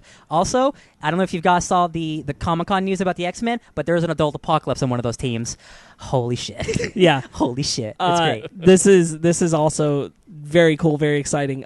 What's happening in Kitty Pryde is a whole bunch of brood. She is not pregnant. No, she's And- been infested by microbroods. And it's a whole distraction from a space scientist who's here to come for brew. A brilliant, world-renowned scientist who resorts galaxy-renowned scientist. resorts to murder, because even a scientist needs to murder every once in a while to get results. Yeah. And that's such a crazy, fun character. He's like a space scientist. He's like, you are acting out of nature. You are the one brood who's talked about in the galaxy. He's like a crazy space Bill Nye. Yeah, he's like evil, almost like evil Bill Nye. He's not even evil, I don't think. No, he's not. He's just trying to correct. He's morally He's militant. Gray. That's what he is. He's militant. Yeah. But yeah, Brood is this really sweet, nice alien who's trying to be friendly. Where they're like the Chitauri, they're evil hive mind. So he comes, he's like, listen, Brew, you are not normal. I respect you a lot, but you have to die because you're unnatural. because you're unwilling to. You don't kill. Yeah. And that's totally unlike you, bro, and that's uncool. And then a whole lot of stuff happens inside Kitty Pryde's body. It's really great. Kitty Pryde is in danger. There's a giant the magic school bus is happening inside Kitty Pryde. Yeah. And I literally thought, like, wow, Miss Frizzle's going crazy. Yeah. And Brew goes off on him Brew goes for savage. this, which is awesome. And this also has the end of the last issue we read, issue 7, is Logan with his legs broken, which you said leads into Logan being in a wheelchair. So yeah, at the casino they have some type of weird device that can mess with Logan's bones, and like nothing can mess with adamantium, so it messes him up. But it sets up Wolverine being in a wheelchair for the next couple issues, which is chef's kiss, baby. How do you make a guy with adamantium lose his legs? It's so good. I love it. It's funny because when they said, I'll get the thing, I thought it was going to be Ben Grimm. Oh, the actual thing? Yeah. I didn't even go there. I mean, okay, so I originally when I was reading, I was like, they're not going to, but if they do... I will say the thing does join the Guardians of the Galaxy, but it's like 7 years later, so Okay. it's a little early. But still, am I wrong to think that? Because No, then when yeah. the guy holds up the lantern, I'm like, okay, that is a thing. Yeah. Because when he says, I'll get the thing, I'm like, no. So the one other thing I want to touch on before we leave this behind is Toad as the custodial janitor. Yo, man, talk about a redemption arc. Poor Toad. I He have just something wants right a bed, man. Yeah, so after the entire school is destroyed, everybody leaves Toad to fix it. And Toad's just like, I'm not the only one who has to clean this up, am I? Hello? anybody? And I'm like, wow, that is really, really sad. One of the things I want to touch on in the Kitty Pryde arc and the second one is that it was a really good fake out because she thought she was pregnant and she almost calls up Colossus. Yeah, because they dated. Yeah. And she's about to freak out, but she hangs up, and then finally Beast takes her in and is like, all right, I'll figure out what's going on. And then he's like, oh, shit. Oh, Yeah. shit. Because Kitty's like, I haven't had sex in months, so this is weird. Also, Yeah. I'm immediately 9 months pregnant. Yeah. So something's clearly up. Yeah. So it's like, okay, that was like half bullet dodged, and then she's talking to Iceman. She kisses him back, where I was like, oh, that's sweet. But then Warbird's like, grr. What else? One of the things I got a couple choice lines that are really like. And then we got Krakoa is like, oh, if you need money, just tell I'll me. just 'cause make diamonds. He can grow diamonds So from all trees. so Logan does not need to go to space. They're They all can rich make diamonds. now. Here's when Logan is talking to Deathlock. It's great because like people are like, oh, we should just get rid of Evan Genesis because he's Apocalypse. We should kill him, right? And Wolverine's like, last time I checked, Deathlock, you had the brain of a soft-hearted supercomputer inside the body of a bloodthirsty psychopath. So maybe you ought to know better than anyone. DNA does not make the man, which is Wolverine's whole thing about he is not the animal he was. He's trying to be a good person. That's what Deathlock's whole thing is. That's what Evan's whole thing is. I really like this a lot. Yeah. Let me see what else I got here. The kid deserves a chance of his own, and I'm not going to kill him for it. Let's see. I got Kid Gladiator is the Lord of the Heart. He's just on Kitty Pryde's heart, just destroying monsters. That's pretty cool. Just destroying the brood. Yeah, I love that. And I got one more. Oh, yeah. There's this great line that Bruce tells to Edie in like the first arc, was like, "Hey, is it too soon to like request marriage?" Yeah. He's like, now would be like too soon. That's so really sweet. good. So the Dr. Spaceman, he's like, this guy's like, I don't understand. Are you some sort of spacefaring bounty hunter? And he's like, not exactly. I'm an extreme zoologist. My name is Professor Xando Starblood, and I'm here on a mission of science. And then later, Xando Starblood. and then cut to the next page, or when they're talking about it, and he's like, "Wait, the professor?" And he's like, "Oh, you've heard?" They're like talking. He's like, "Oh, you heard of me?" I love that And Brew section is all too. like, "Dude, I've read all your books," and he's like talking to him. Was like, "Wow, Yeah. this is weird." I've read all your books, and he's like, I have crossed 3 star systems just to kill you, young broodling. I do not imagine one bad review will make this difference. Right. Like, he's a super fan. That's so cute. I really enjoyed this. I'm This glad. was I'm a really glad. thoroughly enjoyable X-Men run. I enjoyed all the characters on display, and the story This is was excellent. This is 42 issues of almost the same creative team all the way through. Jason Aaron wrote all of it. There's a couple different artists, but like this entire run is super fun. Yeah, I noticed the art changed from the first art to the second. Yeah. I kind of dug the second art art a lot. Yeah.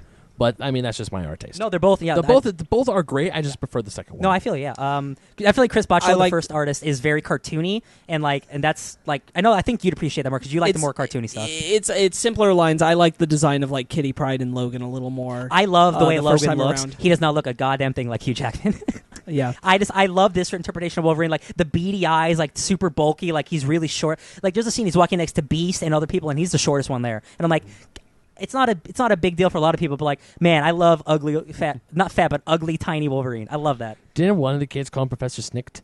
Yeah. Oh yeah, probably. That's I think great. that might have been Beast or something. No, it was probably Bobby. one last line I got. It's when Beast. So after the 2 school department people, they turn into monsters. They turn into a Sauron and a Wendigo, which is just the stupidest shit. I love it. It's so dumb. It's so great. I'm trying to find it here. Hold on, I got it. Beast right here. Yeah, Beast is able to sway them. Charm He would them. woo them. Yeah. Sway and woo them. And then he tells a joke.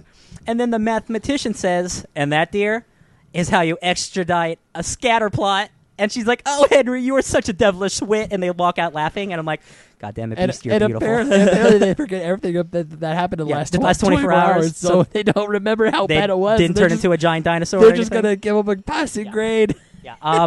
I think this run's really fun. It's also great that Krakoa is in here because I think Krakoa is a seriously major character in Jonathan Hickman's current run because there's a lot of seed and plant stuff going on. So we'll see. But this is a nice, a little look back at like a little period of history that not a lot of people talk about because Bendis came on right after this, and like Sure. nobody cared anymore about Wolverine and X-Men. They cared about all new X-Men. Sure. But I think this is an incredibly fun run, and like the X-Men, like those movies are great, but like this is what I think of the X-Men. I think are really fun school stuff. Sure. And I'm glad you guys enjoyed it. Yeah. Yeah. I really did. Let's get Brandon back on the line. Hell and yeah. We'll end out our episode. Super duper.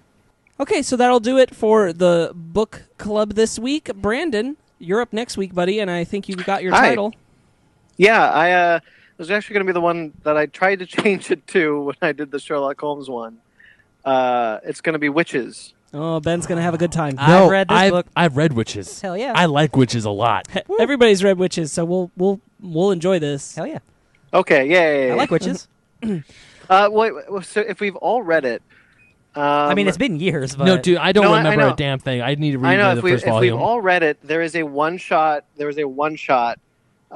sequel comic. If we want to add that, we can do that as well. Sure. It's called like Bad Egg or something. Yeah, like something like that. We'll check it out and we'll add it. Yeah. Okay. So let's. We'll do that next week. Scott Snyder and Jock Next did that book. Yep. Next week we are seeing Mike Mottola, Yes, Hell we yeah. are. which is a lot of Yeah. fun. I will not be on, but Are you kidding me? Are you serious? Jesus. Yeah. No, I'm not. I will be there. Good. So that'll be fun. That'll be a first. Wow, is it really the first time? It's the first time we'll be together in person. That's crazy. Yeah, because you were on the first episode that he was with I was us on the with. first episode Yeah. with him But you over just the been phone. skipped every other time because you had Yes, stuff. Yeah. I've had to miss all the others. So he will be with us to do another Mike's Impossible Trivia Challenge, and we have a special episode that we're going to do with him as well. So Yes, yeah.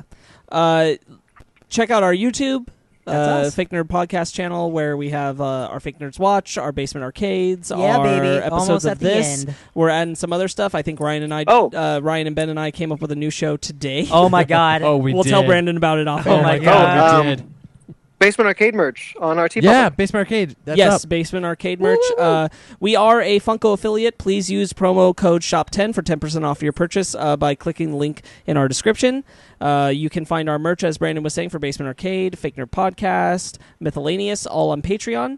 Sorry, not on Patreon, on and- TeePublic. Sorry. and more all to links are in come the soon. description. You can support us on a Patreon to help keep the lights on if you like. I want to say thank you to everyone who listens to us, and of course to our friends over at Downright Nerdy Podcast, who I've been having a enjoyable conversation about Star Trek and Comic-Con and The Lion King all week about. Can I just say, I think so. We are now at 360 followers on Instagram, and we have had a steady growth of about 2 followers a day, and I think it's because of them. So thank you. Yeah. Right. Appreciate you guys. Huge thank you.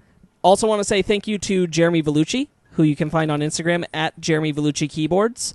That's VILLUCCI. And he does all of our theme music that we use here on the show. He also has his own show, Suburban Proctologist, which is not currently on the air, but we are working on getting it back around. You can also support that at facebook.com/Suburban Proctologist Official or Instagram at SubProcPodcast. I'd also like to thank our friend who we're going to see next week, Mike Mottola, Yeah. who makes our logo. You can find him at Mike Mottola on Instagram. You are welcome to get involved with us on Twitter or Instagram or Facebook, all Fake Nerd Podcast, or email us at fakenerdguys@gmail.com. You can also contact us individually. Brandon, where are you? I'm eating. Oh, okay. No, I'm at BT McClure on Instagram and Twitter. Excellent. Ben, where are you? Ben Magnet27 on Instagram and Twitter. Ryan? DJ Tony Snark at everything. And I'm Sparks Witty on Instagram, SPARKZ Witty. Subscribe to us on iTunes, Stitcher, Google Play, TuneIn, Spotify, iHeartRadio, rate and review wherever you get us. And until then, we will see you next time. Stay fake, nerds. Go watch the Catch trailer again.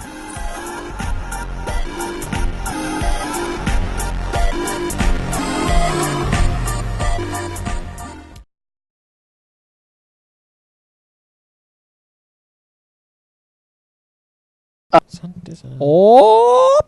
Asante sana squash banana. That was almost a good penis. I just let it cut off too quick. Ah, yeah. Hold up, let me try it again.